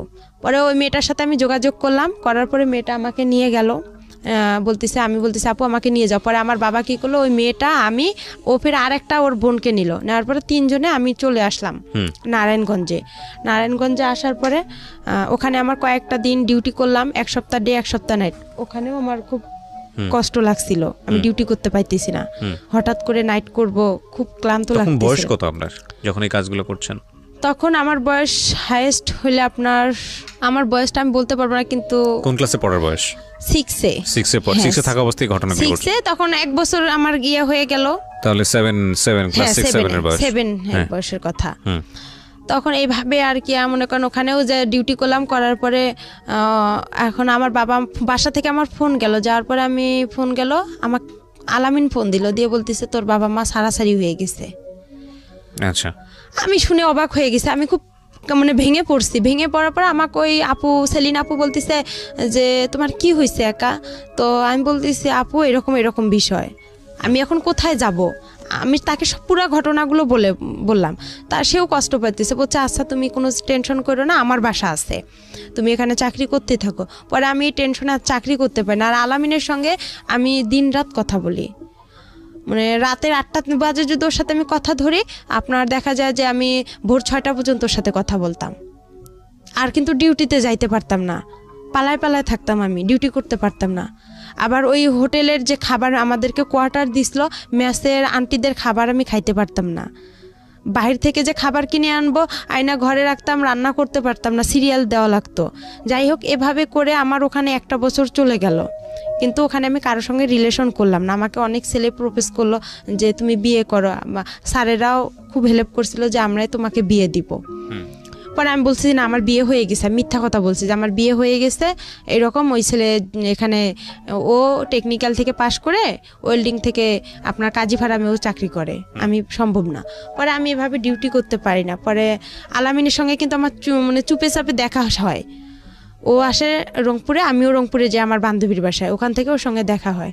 এভাবে দেখা হওয়ার পরেই ওর সঙ্গে আমার প্রায় 2-3 বছর চলে গেল। 2-3 বছর চলে যাওয়ার পর ওকে আমি বললাম যে আমাকে বিয়ে করো। তো বলতেছে যে বয়স এই বয়সে আমাদের বিয়ে হবে না। তখন আমি বললাম যে এই বয়সে বিয়ে হবে না, তাহলে তোমার কি প্রেমের বয়স হয়েছে? প্রেম করতে বলছে হ্যাঁ আমার প্রেমের বয়স হয়েছে, আমার বিয়ের বয়স হয় নাই। তখন ওই মেসের আপুরা যারা বড় আপু ছিল সবাই আমাকে বলতেছে যে দেখো একা, তোমার ওই ছেলে তোমাকে কখনোই বিয়ে করবে না। তারপরে যাই হোক এভাবেই চলে গেল। পরে আমি আবার রংপুরে চলে আসলাম। ওই ছেলে আলামিন আমাকে মেসে থাকার জন্য টাকা দিল, আমি লালবাগে মেসে উঠলাম। ডাইরেক্ট রংপুর থেকে সেলিনা আপু, যে আপু আমাকে নারায়ণগঞ্জে নিয়ে গেছে, ওই আপুর বাসায় আসলাম। আসার পরে ওখান থেকে ওর খালা মেসের বুয়া ছিল, পরে ওই বুয়াকে বললো যে খালা দেখেন এই মেয়েটাকে মেসে উঠানো যায় নাকি, মেসের লোক আমাকে নিবে না, মালিক বলতেছে মেয়ে তো পড়াশোনা করে না, আর আমাদের এখানে যারা পড়াশোনা করে তার ভার্সিটির মেয়েরা এখানে হোস্টেলে থাকে, এইভাবে থাকবে, আর এর টাকা কে দিবে। পরে খালা আবার বলতেছে দেখেন ওই মেয়ের বিয়ে হয়ে গেছে, শ্বশুর বাসা থেকে মেনে নিচ্ছে না, আপনি দেখেন একটু। পরে যাই হোক উনি আমাকে উঠাইলো, উঠার পরে 2-3 মাস আমাকে আলামিন মেসের সিট ভাড়া দিল, আমার খাওয়া খরচ দিল। পাশে আবার ওখানে থাকতেই পাশের রুম লাবণী আপু আছে, লাবণী আপুর সাথে আমার খুব পরিচিত, উনি আবার রোকেয়া ভার্সিটিতে পড়ে। পরে আপুকে সব কথা বললাম। পরে আপু বলতেছে ওই ছেলে তোমাকে কখনোই বিয়ে করবে না, ও একটা ফালতু ছেলে, তুমি এসব বাদ দাও। পরে আমার কাছে একটা টাচ ফোন ছিল, ওই ফোনে ওর সাথে কথা হয়। পরে কিছুদিন ওর সাথে আমি কথা বন্ধ রাখি। ও আমাকে লাস্ট টাকা দিয়ে গেছে মেসের ভাড়া, দিয়েও আমার আর ফোন ধরে না। ওকে বলছিলাম যে তুমি আসো রাজবাড়িতে, আমি দেখা করব। আমার ভালো লাগতেছে না, আর একা একা থাকি, আরও খারাপ লাগে। সব আপুরা চলে যায়, আমি মেসে একাই থাকতাম ভাইয়া। পরে ওকে ডাকলাম, ও আসে না, ও ফোন বন্ধ করে রাখছে। পরে ওর খালাতো বোনের কথা বলে, দেখছো মরিয়ম অনেক ভালো, আমারে ভাত উঠায় খাওয়ায়, এটা খাওয়ায় ওটা খাওয়ায় অনেক। পরে এইভাবেই ওর সাথে ওর বন্ধুকে বলা হয় সব কথা, যে ও এরকম করতেছে কেন, ও আমার সাথে কেউ আমাকে বিয়ে করবে কি করবে না। এর ভিতরে আমি কাজী অফিসেও গেছিলাম যে বিয়ের খরচ কত টাকা লাগবে বা কি বিষয়। তারপরে ও আমার ফোন বন্ধ করে রাখছিল, ওর সিমটা একদম বন্ধ করে রাখছিল বা চেঞ্জ করছিল। এরপরে ওর কথা হয় না। পরে লাবণী আপু কী করলো, ওখান থেকে আমাকে আরেকটা মেসে দিল। ওই মেসের সিট ভাড়া বেশি। পরে বলতেছে তুমি এই মেসের সিট ভাড়া কম আছে, ওখানে যা 2-1 মাস থাইকা পরে চাকরি একটা খুঁজা, যে কোনো একটা দেখা যায় পার্লারের কাজ পাইলে তোমার আর কোনো সমস্যা নাই। পরে ওই মেসে গেলাম, ওই মেসেও আর আমাকে নিচ্ছে না। বলতেছে তোমার বাসা কই কি কই। পরে আমি ঠিকানা দিলাম, আমার বাসা নীলফামারী, আমি মডেলে পড়ি। এই ঠিকানা অনুযায়ী আমি ওখানে থাকলাম। থাকার পরে 1 মাসও থাকলাম না। থাকার পরে লাবণী আপুর সাথে আবার যোগাযোগ করলাম যে আপু দেখেন। পরে পার্লারের কাজের জন্য লাবণী আপু, আমি আর একটা আপু, হাসি আপু ছিল, 3 জনেই ওরা আমার একটা চাকরির জন্য খুব চেষ্টা করলো। পরে সারাদিন হাঁটাহাঁটি করলাম, কোনো পার্লারে নিচ্ছে না আমাকে। আমি কাজ জানি না, আর ছোট মানুষ, বলতেছে ও কী কাজ পাবে, এ বয়সেও কাজ পাবে না। পরে এই কথা বলার পরে আমি আবার কি করলাম, ওরা লাবণী আপু বলতেছে একটা পাইলাম, পার্লারে একটা কাজ পাইলাম, ওনার নাকি মেয়ে নাই। তো বলতেছে আমারও তো মেয়ে নাই, আর আমার যে মেয়ে পার্লারে কাজ করে উনিও ধর্ম মেয়ে ওনার। তো বলতেছে আচ্ছা ওই মেয়ে আবার আমাকে নিবে না, যার পার্লার সে আমাকে নিবে না। বলতেছে না আমি তোমাকে নিব না। প্রথমে বলছে নিবে, তারপরে বলতেছে যে না নিবে না। পরে এখন আমি যে বলছে নিবে, তে আমি কি করলাম, তাড়াতাড়ি করে মেসে গেলাম। গিয়ে আমার যে বালিশ খেতা ছিল, কাপড় চোপড় ছিল, আমি ওগুলো নিয়ে রিক্সা নিয়ে তাড়াতাড়ি করে ওনার বাসা রওনা দিলাম। লাবণী আপু বলতেছে আচ্ছা তুমি দ্রুত চলে আসো, যখন না নিবে ওরা তো আর তোমাকে বের করে দিতে পারবে না, ওখানেই থাকবা তুমি। পরে আমি চলে আসলাম, হাফ রাস্তায় আসছি, ওই আপু আমাকে ফোন দিছে, দিয়ে বলতেছে যে না তুমি আইসো না, তোমাকে আমি নিব না, আমার লোক আসছে। পরে আমি বলছি আপু আমি তো বাসায় আপনার এসে গেছি, লালবাগ রেলগেটে ওনার বাসা। পরে আমি ওনার বাসা উঠলাম, ওনার বাবা মা খুব ভালোবাসলো আমাকে, বলতেছে আমাদের মেয়ে নাই, একটা মেয়ে, তুমিও আর একটা মেয়ে, আমাদের 2টা মেয়ে হয়ে গেল এখন। এভাবে বলার পরে ওখানে 2-3 দিন আমি পার্লারে, উনি আমাকে কাস্টমার আসে ওদের আমি একটু খেয়াল রাখি, কাজ করি, ঝাড়ু টাড়ু দেই। এভাবে যাওয়ার পরে রাতে একদিন আলামিন আমাকে ফোন দেওয়ার পরে বলতেছে তুমি কি মরো নেই? তা আমি বলছি আমি তো বিষ খাইতে ধরছিলাম, আমি মিথ্যা কথা বলছি যে আমি বিষ খাইছিলাম, এরকম অনেক পুলিশ টুলিশ আসছিল, আমি তোমার নাম বলে দিছি ওকে আর কি, এভাবে বলছি। ওই আমার পাশে যে ওই আপুর ফির একটা মেয়ে শুয়েছিল, ও আবার কি অনেক রাতে কথা বলছে, 12টা-1টার দিক দিয়ে, ও এই কথাগুলো সম্পূর্ণ শুনে ফেলে সকালবেলা ওদেরকে বলে দেয়। যার পরে ওরা আমাকে আর রাখবে না বলছে। তখন আমি কি করলাম, লাবণী আপুর কাছে গেলাম। ওরাও ভয় পাইছে যে ওর যেহেতু ওখানে জায়গা হচ্ছে না, ও তো আমাদের কাছেই চলে আসবে। পরে আপুরা আর আমার ফোন ধরে না, আমি মেসে গেলাম, যার পরে বললাম সব কিছু। বলতেছে তুমি বাসায় চলে যাও, তোমার বাসায় চলে যাও। পরে ওখান থেকে আমি বাসায় চলে আসলাম, আমার মার কাছে আসলাম। আমার মার আবার কি করছে, আবার ওরা একসঙ্গে হয়েছে। এর মাঝে যে ছাড়াছাড়ি হয়েছে, হওয়ার পরে তারা আবার একসঙ্গে হয়েছে, আমি কিন্তু জানি না। কিন্তু তাদের সাথে আমার 2-1 দিন কথা হয়েছে। হওয়ার পরে তাদেরকে আমি বললাম যে আমি তো এরকম নারায়ণগঞ্জ থেকে চলে আসছি। প্রথমে জিজ্ঞাসা করে তুমি কতগুলো টাকা ইনকাম করছো, আমার বাবা আর আমার মা জিজ্ঞাসা করে। তো আমি কই আমি তো অসুস্থ ছিলাম, আমি পারিনি ইনকাম করতে। তখন আমার মা কয় আমার ভাইয়ের ছেলের সাথেই তো সারাদিন কথা বলো, তো ইনকাম করবা কই থেকে? তখন আমি বললাম আমি অনেক অসুস্থ, আমি বাসায় যাব। পরে তারা বলতেছে আচ্ছা ঠিক আছে আসো। পরে যাই হোক আমি বাসায় আসলাম। আসার পরে আবার আমাকে ঢাকায় পাঠানো হইলো গার্মেন্টসে। আমার মা বলতেছে বাসায় থেকে কি করবা? পরে ওখানে আমার এক চাচা চাচি আছে, ওনাদের কাছে গেলাম ভাই, আমি যাই ওখানে গার্মেন্টসে ভর্তি হইলাম। গার্মেন্টসে চাকরি পাইলাম না, হ্যাঁ চাকরি পাইনি, না পাওয়ার কারণে অনেক কয়েকদিন ঘুরলাম, আমাকে কোথাও নিচ্ছে না। ওখানেও বলতেছে আমি ছোট। ওখানে আবার কয়েকদিন থাকলাম, থাকার পরে ওখানেও এক ছেলেকে পছন্দ করলাম, যে আলামিন তো আমার সাথে সম্পর্কই করতেছে না। তো ওখানে আর এক ছেলেকে পছন্দ করছিলাম, এটা আমার দাদাবাড়ির এলাকারই, নাম রতন ছিল, ছেলেটা ইন্টার পাস ছিল। ও আর কি বাসা থেকে রাগ করে গার্মেন্টসে কাজের জন্য গেছিলো। পরে আমার সাথে দেখা হয়, ওকে আমি আর কি বলি যে আপনাকে আমার খুব ভালো লাগে, আমি আপনার সাথে রিলেশন করতেছি, আমি এইভাবেই ডাইরেক্ট ওনাকে বলছি। তো উনি আবার কি করছে, ওর যে ভাই ছিল, ওর খালাতো ভাই, ওর বাসার আমার বাসা একসঙ্গে, ও আবার আমার বড় আব্বার ছেলে হয়, ওর খালাতো ভাই। পরেও বলছে ও তো আলামিনের সাথে এরকম হয়ে গেছে। পরে রতন বলতেছে না আপনি যেহেতু আগে রিলেশন করছেন আমার পক্ষে সম্ভব না। তখন ওটাও আমার ক্লোজ হয়ে গেল। পরে আমি চাকরি পাইতেছি না। পরে আমার কি ওই যে চাচা চাচির কাছে আমি থাকি, ওনারা আবার কি করলো, আমাকে ওই যে চাচার কাছে আমি প্রথমে গেছি, সে চাচা আমাকে রাতের বেলা, আমি তো চাকরি পাইনি, ওনার মেয়ে আছে, ওয়াইফ নাই, ওয়াইফ সাইরা দিছে, মেয়েটা আমার সাথে একটু বড় হবে 1 বছর, ও গার্মেন্টসের চাকরি পাইছে।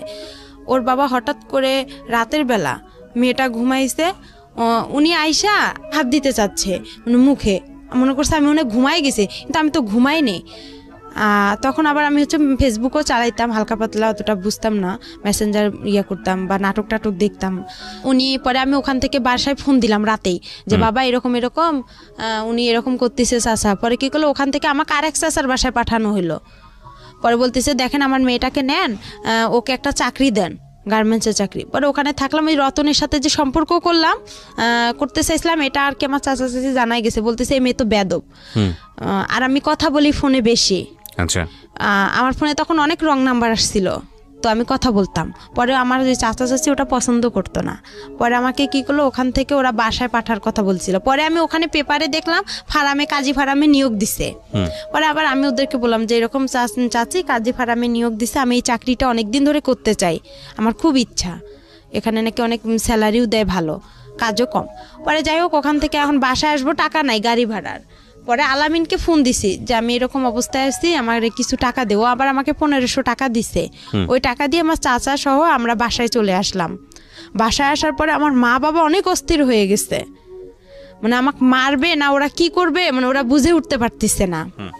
পরে কিছুদিন যাওয়ার পরে একটা হচ্ছে আমি আপনার কাজী ফার্মে বললাম যে এরকম নিয়োগ আসছে। আমার চাচাকে আবার বললাম যে চাচা যাই হয়েছে, আমি রতনের সাথে যেটাই করছি, বা আপনার আমি হাত জোর করে আপনি বাসায় যা মা বাবাকে একটু বুঝা বলেন আমাকে যাতে একটু পরীক্ষাটা দিতে দেয়। আমার একটা ছাগল ছিল, ওই নারায়ণগঞ্জে যখন আমি আসলাম না ওখান থেকে ঢাকা থেকে, তখন ওই যে আলামিন যে আমাকে মেসেজ যে টাকাটা দিছিল, ওখানে আমার কিছু টাকা ছিল, ওইটা আর আমার একটা নাকের নথ ছিল, ওই নথটা বিক্রি করে আমি একটা ছাগল কিনছিলাম। তো এই ছাগলটা ছোট ছিল, অনেক বেশ বড় হয়ে গেছে, 5000-6000 টাকা হবে। পরে এখন আমি যে ফার্মে পরীক্ষা দিতে যাবো, আমাদের কাছে কিন্তু কোনো টাকা নাই। আমার মা আবার আসলো রংপুরে আমার নানার বাসায় বেড়াইতে। যাই হোক, ওখানে আসার পরে আমার বাবা আর আমি কি করলাম, পরীক্ষা দেওয়ার জন্য আমরা যাব হচ্ছে কুড়িগ্রামে। প্রিয় শ্রোতা, অনুষ্ঠান চলতে চলতে আপনাদের জন্য একটি বিশেষ অ্যানাউন্সমেন্ট করতে চাই। সেটা হলো আমি আরেকটি অনুষ্ঠান করি রেডিও আম্বার 102.4 FM এ, প্রতি শনিবার রাত 10টায় প্রচারিত হয় মাইক্রোফোন টেস্টিং 1024। হয়তোবা অনেকেই শুনেছেন, বাংলাদেশের রেডিওর ইতিহাসে সর্বপ্রথম মিউজিক রিয়েলিটি শো, গানের রিয়েলিটি শো, এবং 2019 সালের সেরা আম্বার ভয়েস আমরা খুঁজে বের করবার চেষ্টা করছি। সেখানে আপনি অডিশন দিয়ে সেখানে আপনি অংশগ্রহণ করে সেরা আম্বার ভয়েস হতে পারেন। আপনি যদি মনে করেন যে আপনি খুব ভালো গান করেন কিন্তু সে অর্থে তেমন কোনো প্ল্যাটফর্ম কোথাও পাননি, তাহলে ছোট্ট একটা অডিশন দিতে হবে আপনাকে। ফোন করে আপনাকে গাইতে হবে একটা গানের 2টো লাইন বা 3টে লাইন আপনি আমাদেরকে গেয়ে শোনাবেন এবং আমরা আপনাকে ডাকবো, নিশ্চয়ই ডাকবো। ওকে, ফোন নাম্বারটি আমি বলে দিচ্ছি। ফোন নাম্বারটি হচ্ছে 09611001024। আমি আবারও বলছি, ফোন নাম্বারটি হচ্ছে 09611001024। যদি আপনি মনে করেন আপনার কণ্ঠ সারা দেশের মানুষের কাছে যাওয়া উচিত, আপনি সেরকম গাইতে পারেন, তাহলে যোগাযোগ করুন এবং অংশগ্রহণ করুন মাইক্রোফোন টেস্টিং 1024-এ। আর একই সাথে আপনাদেরকে যেটা বলতে চাই, আজকের যিনি অতিথি আছেন তাকে যদি আপনারা দেখতে চান, চলে আসবেন আমার পার্সোনাল ইউটিউব চ্যানেলে www.youtube.com/RJ Kibriya FM, RJKEBRIA FM। চ্যানেলটি আছে কিবরিয়া আরজে নামে, ওখানে গিয়ে প্লিজ সাবস্ক্রাইব করে নেবেন এবং তারপর আপনার যে ভিডিওগুলো দেখতে ইচ্ছে করে, যা কমেন্টস করতে ইচ্ছে করে ওখানে করবেন। ওকে, আমরা যেখানটায় ছিলাম তারপরে আর কি হচ্ছে ভাইয়া মনে করেন এভাবেই গেল। যার পরে পরীক্ষাটাও দিলাম, দেওয়ার পরে বাসায় আসলাম। বাসায় আসার পরে আমার ওই বাসায় রাজমিস্ত্রি এক কাজ করে আমার চাচার বাসায়, ছেলের বিয়ে হয়ে গেছে। বিয়ে হয়ে যাওয়ার পরে ওই ছেলের সাথে আর কি আমার মা আমার বিয়ে দেওয়ার জন্য খুব চেষ্টা করার পরে হচ্ছে আমি বলি যে না, আমি বিয়ে করব না। আমি তখন আমার একটা টাচ ফোন ছিল, ওটা বিক্রি করতে চাচ্ছি, যে বিক্রি করে আমি আর ওই যে পরীক্ষা দিব, পরীক্ষার রেজাল্ট ভালো বের হলো, ওখানে আমি চাকরি করব। তো যাই হোক, ওটা আর হয়নি। পরে ছেলেটাকে দিয়ে আমার বিয়ের জন্য খুব চেষ্টা করেছিলাম, আমি বিয়ে করবো না। তখন আবার আলামিন আমাকে তার 2 দিন পরে ফোন দিছে। আলামিনের সাথে আমার কথা হয়েছে। কথা হওয়ার পরে আমার যে দাদি অন্ধ ছিল, তাকে আমি রান্না করে দিতে গেছি। আমার বাবা আবার আমার দাদিকে পছন্দ করে না, রান্না করতে কেন গেছি এটা নিয়ে আমাদের বাসায় একটু হালকা পাতলা কথা হইতে হইতে মারধর শুরু হয়ে গেল। আমাকে বাসায় বৃষ্টি পড়ছে, আমাদের টিনের ঘর ছিল, বৃষ্টি পড়ে খাট ভিজে গেছে বিছানা। তো এখন আমার মা বলছে ওইটা উঠাই ফেলাও। তো আমি বলতেছি এতটুকু ভিজাতে কিছু হবে না। এই সামান্য একটা কথা নিয়েই আমাকে তারা অনেক মারধর করলো, অনেক এমনভাবে মারধর করলো যা মানে গাছের যে মোটা ডালগুলো আছে ওই ডাল দিয়ে অনেক মারছে। মারতে মারতে আমি যে টিনে ঘরের যে একটা কোনাচি থাকে, কোনাটা মানে টিনের 2 সাইড দিয়ে বের হয়ে আমি চলে গেলাম। মানে আমাকে লাঠি দিয়ে এমনভাবে ঘুতানো হচ্ছে যে আমার মানে শরীর মানে ছিদ্র হয়ে যাচ্ছে। এভাবে বের হলাম, হওয়ার পরে সকাল আমার কেউ আসলো না আগাইতে।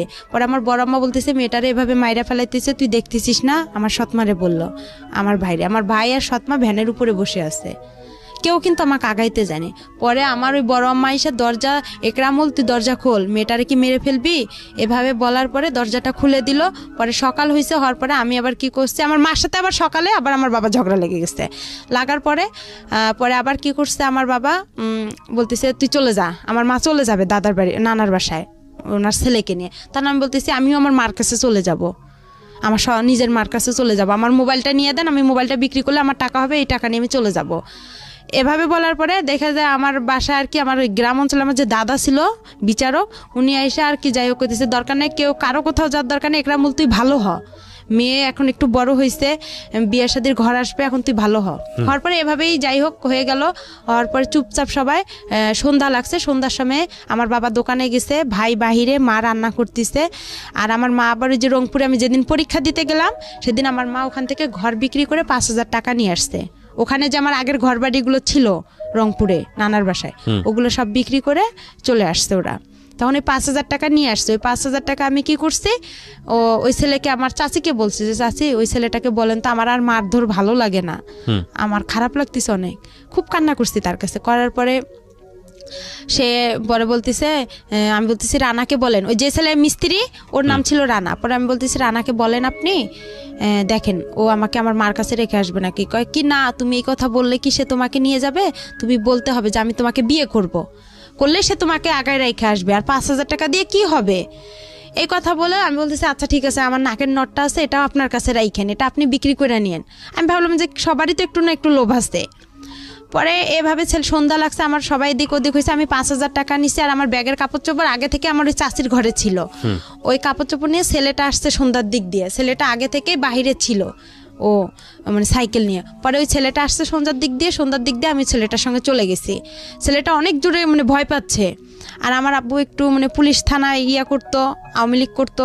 পরে সে কী করছে, আবার খবর পাইছে সঙ্গে সঙ্গে যে আমি বাসা থেকে খোঁজাখুঁজি করছে আমাকে। মা দেখছে আইসা টাকাও নাই, আমি তো পালাই আসছি। পরে ছেলেটা অনেক জোরে সাইকেল চালাইতে এক বাসায় এসে বলতেছে একে একটু ভ্যানে উঠাই দেন। পরে আমাকে ওখানে আবার অনেক পুলিশ, গ্যাঞ্জাম হচ্ছে রাস্তায়। ছেলেটা আবার খুব ভয় পাইতো, মানে একটু মূর্খ ছিল, খুব পুলিশ ভয় পেতো। পরে বলতেছে উনারা আবার কি করলো, আমাকে ভ্যানে উঠে হাফ রাস্তা পার করে দিল, যে জায়গাটা গ্যাঞ্জাম। পরে ওই জায়গাটা আমি গেলাম, যাওয়ার পরে ছেলেটা আবার আমাকে সাইকেলে উঠায় নিল। নেওয়ার পরে সে অনেক জোরে সাইকেল ছাড়ছে। পরে আমি রাস্তায় পড়ে গেছিলাম, গড়তে অনেক দূরে চলে গেছিলাম, মাথায় ব্যথা পেয়েছিলাম, কোমরেও আঘাত পেয়েছিলাম, অ্যাক্সিডেন্ট হয়েছে। হ্যাঁ। পরে হওয়ার পরে সে আমাকে তার মামির বাসায় নিয়ে গেল। নিয়ে যাওয়ার পরে তার মামাতো বোনেরা আমার ব্যাগটা খুলে দেখলো কি আছে। যখন 500 টাকা নোট ছিল, গ্রাম অঞ্চল, 5,000 টাকা পাইছে তারা মানে খুবই একদম খুশি হয়ে গেল। পরে আমি বলতেছি যে আমার মাথায় পানি ঢালা হইলো, আমাকে পানি খাওয়ানো হয়েছিল। হওয়ার পরে আমি একটু হালকা ভালো লাগতেছিল। পরে বলতেছে ছেলেটা আমার ঘরে একাই, ওরা সবাই বের হয়ে ছেলেটাকে আমার ঘরে রেখে আসছে। পরে ছেলেটা আমার গায়ে টাচ করতে চাচ্ছে। আমি বলতেছি আপনি আমাকে টাচ করবেন কারণ আপনাকে না আমি বলছি যে আমার মার কাছে রাখতে হবে। তো বলতেছে আপনি না বলছেন আপনার চাচিকে বিয়ে করবেন আপনি আমাকে। আমি বলতেছি আমি তো একটা ছেলেকে সম্পর্ক করি, আমি একটা ছেলেকে খুব ভালোবাসি, আর আমি আপনাকে বিয়ে করতে পারবো না, আর আপনাকে আমার ভালো লাগতে হবে। আমি তাকে এভাবে বুঝাই বলছি, আপনি কেন বুঝতেছেন? আমার সৎমাও তো আপনার সাথে বিয়ের কথা বলছে, আমি তো বলেই দিচ্ছি যে না আমি আপনাকে বিয়ে করতে পারবো না। তারপরে বলতেছে যদি না হয়, তার মামা বলতেছে, আমার ওই মামা শ্বশুর বলতেছে তাহলে তোমার বাবাকে ডাক দিব। পরে আমি বলতেছি বাবার যদি ডাক দেয় তাহলে তো আমার অবস্থা আরও খারাপ আছে, তাহলে আমার দুনিয়াতেই রাখবে না, তাহলে আমার কি হবে। পরে এখন ওই রাতেই যাই হোক ওরা আমাকে ওই রাতের 1টা বাজে ওরা আমাকে কাজী অফিসে নিয়ে গেল, নিয়ে যায় ওখানে আমার বিয়ে পড়াবে। পরে এখন কবুল বলতে বলছে তখন আমি একটা কবুল বলছি, আর বাকি 2টা বলি নেই, না বলে আমি ইচ্ছা করেই আমি ওখানে মাথা ঘুরে পড়ে গেছি।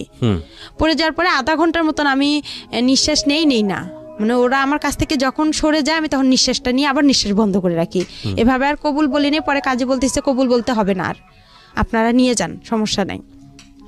পরে তার বাসায় আর সরাসরি আনে, তার বোনের বাসায় রাখছিল আমাকে। ওখান থেকে সকালবেলা আমাকে ওই ছেলে নিয়ে আসছে। পরে নিয়ে আসার পরে দেখি ছেলেটা মানে মূর্খ তো একদম, একগুলো জুতা পরছে অনেক বড় বড়, একটা পাঞ্জাবি পরছে অনেক ঢিলা, অনেক কীরকম। আমার কাছে খুব খারাপ লাগছিল যে এই ছেলে এসব পরছে কেন। আবার ওই যে বরের যে টুপিগুলো মাথায় দেয় ওগুলো পরছে। আমি বলতেছি এটা কি কোনো পাগল না আসছো যেগুলো কি। আমি কিন্তু ভাই গ্রামে সেরকম বড় হয়নি, আমি যে সৎ নানার বাসায় বড় হয়েছি, মানে একটা ভালো ফ্যামিলিতে বড় হয়েছি। অত্যাচার হলেও একটা মানে পরিবেশ বুঝতে পেরেছি। হ্যাঁ, তারপরে আর কি আমি ওসব আমার কাছে খুব খারাপ লাগছে। আয়সা দেখলাম, ওদের বাসা আসলাম, সবাই বলতেছে যে আসতেছে, বলতেছে এই মেয়েটা কে, কই থেকে আসছে, এত সুন্দর মেয়ে। পরে আমার চুল দেখে সবাই পাগল হয়ে গেছে, আমার চুল মাশাআল্লাহ অনেক বড়। বলতেছে মেয়েটা এত সুন্দর, বলছে রানার বউ। না, এটা বিশ্বাসই হয় না, এটা কোনো ভদ্র ঘরের মেয়ে। এর তো গেট আপ দেখে একটা ছেলে বলতেছে, এর গেট আপ দেখে বোঝা যায় না। ছেলেটা শিক্ষিত ছিল, বলতেছে আপু কই থেকে আসছেন। তা আমি বলতেছি যে আমি রানার বউ। পরে বিশ্বাস করে না কেউ। পরে যাই হোক ওনার বাসায় আসে দেখি ওনার বাসা ভেয়ে কিছু নাই, শুধু একটা চৌকি ছিল, একটা টেবিল ছিল। আর আমার মা সৎমা বলছিল তারা অনেক বড় লোক ছিল, তারা সেই রকম ফ্যামিলি। পরে যাই হোক এভাবে যাওয়ার পরে তার সাথে আমার 5-6 দিন, কিন্তু তাকে যে আমি টাচ করতে দেইনি। আমি এখানে একটা কথা বলি আপনাকে, এই ছেলেটার নাম ছিল রানা। জি। এর সঙ্গে বিয়েটা দিল কে তাহলে আপনার? এই আমি যে তার মামার বাসায় আসলাম, পালায় যে তার সঙ্গে আসলাম, তার মামার বাসায় উঠলাম। তারা যে আমার পরিচয়টা কিভাবে হয়েছিল রানার সঙ্গে? পরিচয়টা হয়েছিল আমাদের বাসার পাশে যে চাচার বাসা, সে রানার সঙ্গে পালিয়েছিলেন কেন? পালিয়েছিলাম ওই যে বাবা যে মারধর করলো আমাকে, মারধর করলো, তখন আমি আর খুব চিন্তা করলাম যে এত মার খাইছি, আমি আমার মার কাছে চলে যাব। বেছে নিলেন রানাকে কেন বেছে নিলাম, ও একটু মানে হাবা বোবা টাইপের ছিল। আচ্ছা, তো আপনি হাবা গোবা মনে করে ওর হাত ধরেছেন, ও আপনাকে হাবা গোবা বানিয়ে দিয়েছে। যাই হোক তারপরে যাই হোক ওই 5,000 টাকার কারণে ওরা আমাকে এরকম করছে। পরে যাই হোক আমি যখন আসলাম, পরে আসার পরে একটা মহিলা আমাকে জিজ্ঞাসা করতেছে তুমি কি এটা ইচ্ছা করে বিয়ে করছো না, এটাতে কোনো সমস্যা আছে? আমি চুড়ি পরতেছি না, নাকে ফুল পরতেছি না, আমি বলতেছি আমাকে এসব ভালো লাগে না, আমি এসব পরবো না। তখন বলতেছে কেন পড়বা না, ওই আমার খালাটা বলতেছে, ওর খালা শাশুড়ি। তো আমি বলতেছি যে আপনাকে একটা সত্যি কথা বলবো। তো বলতেছে বলো। আমি বলতেছি আমার বাসা এখানে, আমি এভাবে আসছি। তখন বলতে আমি তার পা চিপে ধরছি, ধরে খুব কান্না করছি ভাইয়া, মানে এতটা পরিমাণের কান্না করছি যে আমাকে আপনারা একটু হেল্প করেন, আমি ওর সঙ্গে থাকবো না। তখন আমার কাছে ফোন টোন কোনো কিছুই ছিল না। আর ওখানে আরেকটা বিষয় যে আমি যখন ওই ছেলেটা আমার ঘরে একা টাচ করতে গেছিলো ভাইয়া, আমি বললাম যে আপনি আমাকে টাচ করেন, আপনার সাথে তো আমার বিয়ের কথা না, আপনি তো আমাকে মার কাছে রেখে আসবেন, আপনি কেন এসব করতেছেন? তখন বললো যে আপনার বাবাকে ডাক দিব। পরে তখন আমি কি করলাম, কাজী ফার্মে ফোন দিছিলাম। কাজী ফার্মে ফোন দিয়ে ওখানে এক প্রদীপ নামে ভাইয়া ছিল, ওর কাছে কথা বললাম যে ভাইয়া আমি এরকম সমস্যায় পড়ছি, আপনি কি বলেন? আমি পারবো না, আমি আমার মার কাছে যাবো, নাহলে আলামিনকে একটু বলেন না কষ্ট করে, ও আমাকে এখান থেকে নিয়ে যাক, নাহলে আমাকে বিয়ে করুক। বলতেছে না, ও তোমাকে কখনোই বিয়ে করবে না, তুমি এসব বাদ দিয়ে দাও, ওই ছেলেকেই বিয়ে করো। পরে এভাবে বিয়েটা হয়ে গেল। হওয়ার পরে আমি যখন ওই যে আসলাম, আমার খালা শাশুড়ির সব কিছু বললাম। পরে ওনার পা চিপে ধরছিলাম, ধরার পরে বললাম যে এরকম দেখেন আমাকে একটু সহযোগিতা করেন। পরে ভাইয়া ওখানে 2 দিন থাকার পরে ছেলেটার মার সাথে আমার ঝগড়া লেগে গেল। আমাকে বলতেছে তুমি আমার ছেলেকে আমার কাছ থেকে কাইরা নিছো। আমি কই আপনার ছেলে আমি কাইরা নিছি, এটা সত্যি কথা, আমি আপনারা বেশি কিছু করবেন, আমি নারী নির্যাতনের কেস করব। আমি আপনার ছেলেকে বিয়ে করিনি, আর আপনার ছেলের সঙ্গে আমি থাকবো কিসের জন্য? আমি ভালোবাসি আলামিনকে। তখনও ওখানেও আলামিনের সাথে আমার কথা চলে ওই খালা শাশুড়ির মোবাইল থেকে। পরে আলামিন সব কিছুই খালা শাশুড়ির বলে নতুন জীবন শুরু করছে, সংসার করো। 5 দিন তার সাথে আমার খাওয়া দাওয়া হয়, ওর সাথে সেভাবে খাওয়া দাওয়া না। ওর সাথে একটা ঈদ হয়, আমার কুরবানি ঈদ হয়। কুরবানি ঈদে সে আমার কোনো কাপড় চোপড় এনে দেয় না, শুধু আপনার কম দামি একটা জামা, একটা সালোয়ার এনে দেয়, ওইটা দিয়ে আমি ঈদ করার পর আমি বলছি ঈদের পরে ওকে আমি ছেড়ে চলে যাব। আমার খালা শাশুড়িকে বলছি, এই নিয়ে আমার বিচারও বাসায় বসছিল। পরে আমার বাবা মাও মাইনা নিছিল ওই ছেলেকে নিয়ে। আমার বাবা মা বলছিল আচ্ছা ঠিক আছে মেনে নিছি আমরা। পরে বলার পরে কয়েকদিন পরে ঝগড়া লাগার পরে আমার বাবার বাসা থেকে লোক আসলো, গ্রাম থেকে লোক আসলো। পরে এখন আমার বাবা আমার সাথে কথা বলে, কয় কি ওকে এখনই ছাড়ার দরকার নাই, ওই কাবিননামা কত করছে? আমি বলি কাবিননামা 1 লক্ষ টাকা করছে। কয় ওই 1 লক্ষ টাকা আমরা ওর কাছ থেকে নিব, নিয়ে তোকে নিয়ে আসবো। আমার বাবা এবার একটু লুবি টাইপের। সে যখন ওই কথা বলল তখন আমি আবার কি করলাম, বলতেছি না, আমি মনে মনে চিন্তা করলাম যে আমার বাবার এই কথা শুনলে আমার এই জীবনটা নষ্ট হয়ে যাবে। পরে আমি খালা শাশুড়ি কাজ ছেলেটাকে ভয় দেখাইলাম যে আমি নারী নির্যাতনে কেস করবো, নাহলে আমি ফাঁসি নোটকে মরে যাবো এখানে, আপনি আমাকে ছেড়ে দেন, নাহলে আমি আপনাকে ছেড়ে দিব। তো পরে বলতেছে না, আপনি আমাকে ছেড়ে দেন, আমি আপনাকে ছেড়ে দিতে পারবো না, কেন আপনার বাবা থানা পুলিশ করে, পরে আমার একটা সমস্যা করবে, এগুলোকে করবে, আমার পক্ষে সম্ভব না, এভাবে বলতেছে।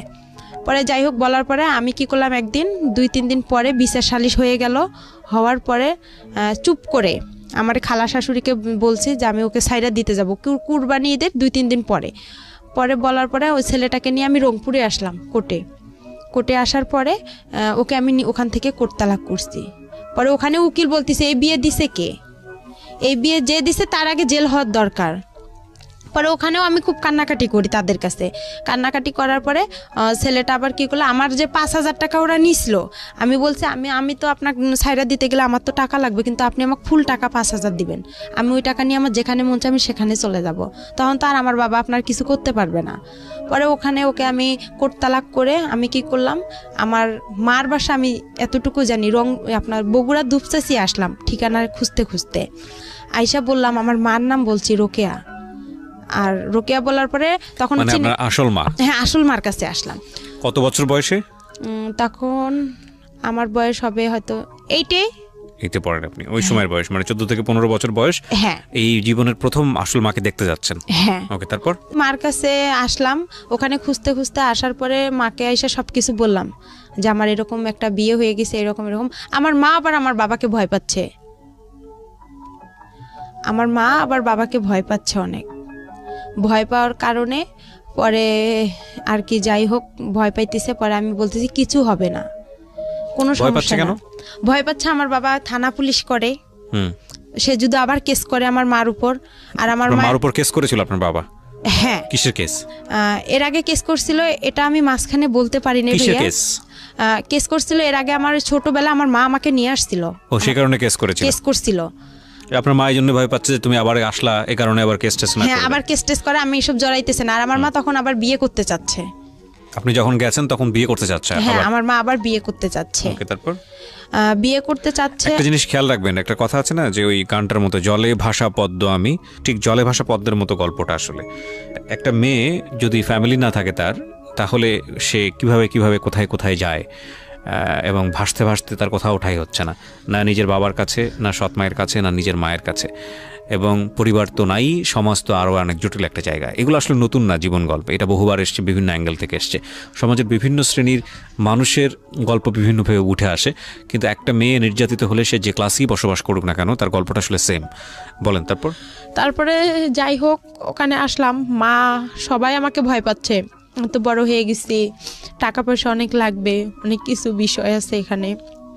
তখন মা কি করলো, বলতেছে দরকার নেই। তখন আমার মার ফোনে আবার একজন ছেলে ফোন দেয়, তখন আরও বেশি কষ্ট লাগলো। আরে আমি তো মার বয়সের, এগুলা কাজ করার কথা আমার, আর এই কাজগুলো আমার মা করতেছে, খুব কষ্ট লাগছিল। লাগার পর আমার মা কি করলো, আমার মামির কাছে পাঠাই দিল, খিলগাঁও তালতলা, এখানে আবার আমার মামি থাকে, উনিও গার্মেন্টস করে, ওখানে পাঠাই দিল। দেওয়ার পরে ওখানে মামির কাছে আসলাম, আসার পরে মামির ওখানে আসলাম। মামিও মনে করেন চাকরি করে গার্মেন্টসের, আর ওই মামির মেয়ে, ছোট মেয়ে আছে, উনি আবার হচ্ছে ডাক্তারি চাকরি করে, কিন্তু ওরা একটু লুবি টাইপের।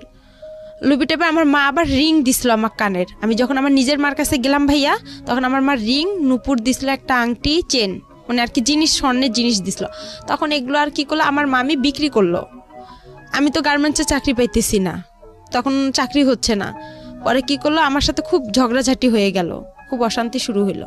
অশান্তি হওয়ার পরে আমার মামাতো বোনটার কাছে গেলাম, আমার মামাতো বোনের বিয়ে হয়েছে আবার ওখানেই, ওনার মেয়ের। পরে ওনার কাছে গেলাম, যার পর ওনার শ্বশুর শাশুড়ি আমার খুব ভালোবাসলো, অনেক আদর টাদর করে। থাকার পরে ওখানে দেখা যায় 1 মাস থাকলাম, থাকার পর আমার চাকরি হচ্ছে না, মামি কি খাওয়ায় না খাওয়ায়, এই এক কথায় দুই কথায় তার সাথে আমার খুব অশান্তি শুরু হয়ে গেল। আর একটা জিনিস, আমার মামা আসতো, আমার মামার আবার ছিল 2টা বউ, বড় বউ ছিল, উনি আবার ছোট বউ, আমি ছোট বউয়ের কাছে ছিলাম, ওখানে আসতো। তো আমি যে ভাগ্নি, তারা যে একটা ফিজিক্যাল রিলেশন হইতো, এটা আমার খুব খারাপ লাগতো। তারা, আমি তো তাদের মেয়ের বয়সের, আমার সামনে করতে আমি তো বুঝতাম, হালকা পাতলা বুঝতাম, কিন্তু তারা বুঝতো না যে আমি তার ভাগ্নি বা তার ননদের মেয়ে। এগুলো আমি কি করতাম, আশেপাশে যে ভাড়াইটা ছিল তাদের কাছে বলতাম। তারা আবার কি করতো, অনেকে ভালো ছিল অনেকে খারাপ ছিল, এইটা নিয়ে আবার আমার মামির সাথে ঝগড়া হইতো। হওয়ার পরে এক কথায় দুই কথা আমার মামি আমাকে বলছে তুই চলে যা। তখন আমি চিন্তা করছি আমি কই চলে যাব। তখন আমি কি করলাম, ওই যে আমার যে মামাতো বোন আছে ওর বাসা হচ্ছে আপনার মগবাজারে, ওই মগবাজারে ওর আবার শাশুড়ির বাসার পরের আরেকটা বাসা আছে, ওই আন্টিকে বললাম যে আন্টি এরকম এরকম ওখানে তো আমার হচ্ছে না, তো আপনি আমাকে এদিকে একটা মেস ভাড়া করে দেন, আমি যাই হোক যা বিক্রি করে হলেও দিব, আমার যা কাপড় চোপড় আছে বা যাই হোক আমি মানুষের বাসায় কাজ করে হলেও থাকবো, কিন্তু ওখানে আমি থাকতে পারবো না। আর আমার মামির মানে কিছু রং ছিল। তারপরে যাই হোক এভাবে আমি ওখান থেকে ওখানে আরেকটা বাসায় আসলাম। আসার পরে ওখানে আর আমি কি বিদেশ যে মানুষ পাঠায়, বিদেশ বাসা পাইলাম। মামির বাসা থেকে আরেক মেসে আসলাম, ওই মহিলা আবার আমাকে নিবেন। ওখানে আমার মামাতো বোন আমাকে অনেক মারছিল, মারার পরে ওই ওখানে আসলাম। আসার পরে আর কি যাই হোক ওখান থেকে আমি এক গার্মেন্টসের চাকরি পাইলাম। পাওয়ার পরে আবার আমি কি বিদেশে যে মহিলাদেরকে পাঠায় মেয়েদেরকে, তা আমি এতটা বুঝতাম না। পরে ওখান থেকে মানুষের খোঁজে পাইলাম যে মেয়েদেরকে বিদেশে পাঠায় আপনার ডান্সের জন্য। তো আমি আবার ডান্স পারি, তা আমি ভাবলাম যে আমি যেহেতু ডান্সে যাই দুবাইয়ে, তাহলে তো আমি ভালো টাকা ইনকাম করতে পারবো, আমি তো ডান্স পারি। পরে ওই আমি যে বাসা থেকে ওই বাসায় আন্টি বলতিছে যে তুমি খারাপ জায়গায় যাবা, আমার বাসা থেকে এখনই চলে যাও, বের হয়ে যাও। তখন আমি আবার ওই কাজী ফারামে আলামিনের সাথে আমার এসব সব বন্ধ হয়ে গেল। এই আপনি বর্তমানে আপনার হাজবেন্ডকে নিয়ে স্টুডিওতে আসছেন, ওনাকে বিয়ে করেছেন কত বছর যাবত? ওনার বিয়ে করে আমার 3 বছর হয়ে গেছে। 3 বছর হয়ে গেছে। এনার সঙ্গেও কি আপনার এই ভদ্রমহিলা যার গল্প বলছিলেন তিনি বিয়ে দিয়ে দেয়? হ্যাঁ, তিনি আমাকে বিয়ে দিয়ে দিয়েছে। তো ইনি বিয়ে দিয়ে দেয় এবং 3 বছর সংসার করছেন তার সঙ্গে। তিনি কি জানে, পুরো গল্পটা জানে আপনি আজকে যেটা বললেন এখানে? হ্যাঁ, সে পুরো আমার ইতিহাসটা জানে, আমি তাকে সম্পূর্ণ খুলে বলছি। আর সে আমার একটা কথার কারণে নাকি সে আমাকে বিয়ে করছে। তাকে সেটা কথা হচ্ছে আমার যে বিয়েটা, ভাই এখানে আরেকটু তার সাথে যে আমার বিয়েটা হয়েছে, আমার ওই মামা শ্বশুর আমাকে দেখতে আসছিল, আমার হাজবেন্ড সহ দেখতে এসে আমার মামা শ্বশুর কথা উঠাইছে যে তোমার বাড়ি কই, কি কথার জন্য বিয়ে করেছে সেটা বলেন, আমি স্টোরি দিতে যাচ্ছি না। সেটা কি কথার জন্য, সেটা হচ্ছে সে চলে গেছে আমাকে দেখার পরে, সে চলে গেছে। যাওয়ার পরে সে বলতিছে হচ্ছে, আমি তাকে একটা মেসেজ করছি যে আমাকে কি আপনি ভুলে গেছেন। সে এই কথার কারণে নাকি আমাকে বিয়ে করছে, সে আমাকে অসহায় দেখে বিয়ে করছে। আপনার সব স্টোরি কি জানতো আগে, বিয়ের আগে যে ঘটনাগুলো ঘটেছে সেগুলো কি জানতো? আমি বিয়ের আগে সম্পূর্ণ বলছি যে আমি এরকম অবস্থা আমার। ওনার ফ্যামিলি আছে, ওনার বাবা মা সবাই জানে আপনার সম্পর্কে? না, ওরা কেউ জানে না। এই ছেলেটা কি করে আপনার হাজবেন্ড? আমার হাজবেন্ড হচ্ছে রিক্রুটিং এর মালিক। রিক্রুটিং বললে বিদেশে যে লোক পাঠায় উনি। আচ্ছা, তো এই 3 বছর যাবত সংসার করছেন আপনি, আপনার আগেও একটা বিয়ে ছিল সেটাও জানে। জি। তো সবকিছু মিলে কেমন আছেন আপনি? সবকিছু মিলা আমি মোটামুটি বেশি ভালো নেই। এই জন্যই আমি চাইছিলাম যে আমার হাজবেন্ডকেও আজকে আমি এখানে রাখতাম। কেন ভালো নেই? সে আমাকে এত কিছু থেকে বঞ্চিত কেন করছে? সে তো আমাকে অসহায় দেখে বিয়ে করছে। এত কিছু থেকে বঞ্চিত করেছে বলে? এত কিছু থেকে আমি কি তার কাছে কি কোনো প্রাপ্য পাবো না? কি বঞ্চিত করেছে? সে আমাকে ঠিকভাবে দিচ্ছে না তেল সাবান। বিয়ের আগে প্রথমে, বিয়ের পরে সে আমাকে খুব ভালোবাসতো, তারপরে সে আর আমাকে ভালোবাসে না। কেন সে আমাকে ভালোবাসতে পারতেছে না? ভালোবাসে না বললে এভাবে বললে তো হবে না। আপনি তার সঙ্গে হ্যাপি না? জি না। খাবার দাবার ঠিক মতো দেয় না, ভরণ পোষণ ঠিক মতো দেয় না? খাবার দাবারটা সেভাবে ঠিকভাবে পাই, যেটা কিন্তু কাপড় চোপড় তেল সাবান এটা ঠিকভাবে পাই না, তার ভালোবাসাটা পাই না, এসব সবই বাদ দিলাম। ভালোবাসা অন্য জিনিস, এটা পাবেন কিভাবে এটা জানি না আমি, এটা নিয়ে আসলে এক্সপ্লেইন করার এটা অন্য জিনিস। বাট আপনার ভরণ পোষণের জায়গা হাজবেন্ড হিসেবে এটা আসলে সে ঠিক মতো দেয় না, আপনি যেটা বলতে চাচ্ছেন। জি। এটা সে অন্য মেয়েদের সাথে কথা বলে, কেন সে এসব করে, কিসের জন্য করে, কেন? এটা অন্য ডাইমেনশন। আমি এই জায়গাটায় নাই বাজাই, আমি বরং আপনার হাজবেন্ড এতটুকু শুনলে হয়তো সে মন খারাপ করবে, তার সেই জায়গাটা থেকে আমি বরং এটা বলবো যে এগুলো না বলাটাই ভালো পাবলিকলি, কারণ যেহেতু আপনি এক্সিস্টিং তার সঙ্গে আছেন, এই বিষয়গুলো আপনাদের নিজেদের মধ্যে মিটিগেট করে ফেলাটা না। আমি এখানে আরেকটা কথা বলতে চাই যে আমি যেরকম আমি তো ভাইয়া সম্পূর্ণ কথা, আমি যেরকম আজকে পরিস্থিতিতে আসি, আমি শুধু একটা কথাই বলতে চাই যে আমি যে ভুলগুলো করছি, এই ভুলগুলো যাতে। ভুল কি এখানে? আমার এখানে অনেক ভুল আছে, আপনি আমাকে একটু সময় দেন। আপনার ভুলটা কি বলেন? আপনি আমি এতক্ষণ ধরে আপনি বললেন, আমি তো ভুলই খুঁজে পাইনি আপনার। আমার ভুল হচ্ছে প্রথমত আমি যে আলামিনের সাথে সম্পর্কটা করছি, এটা প্রথমত ভুল।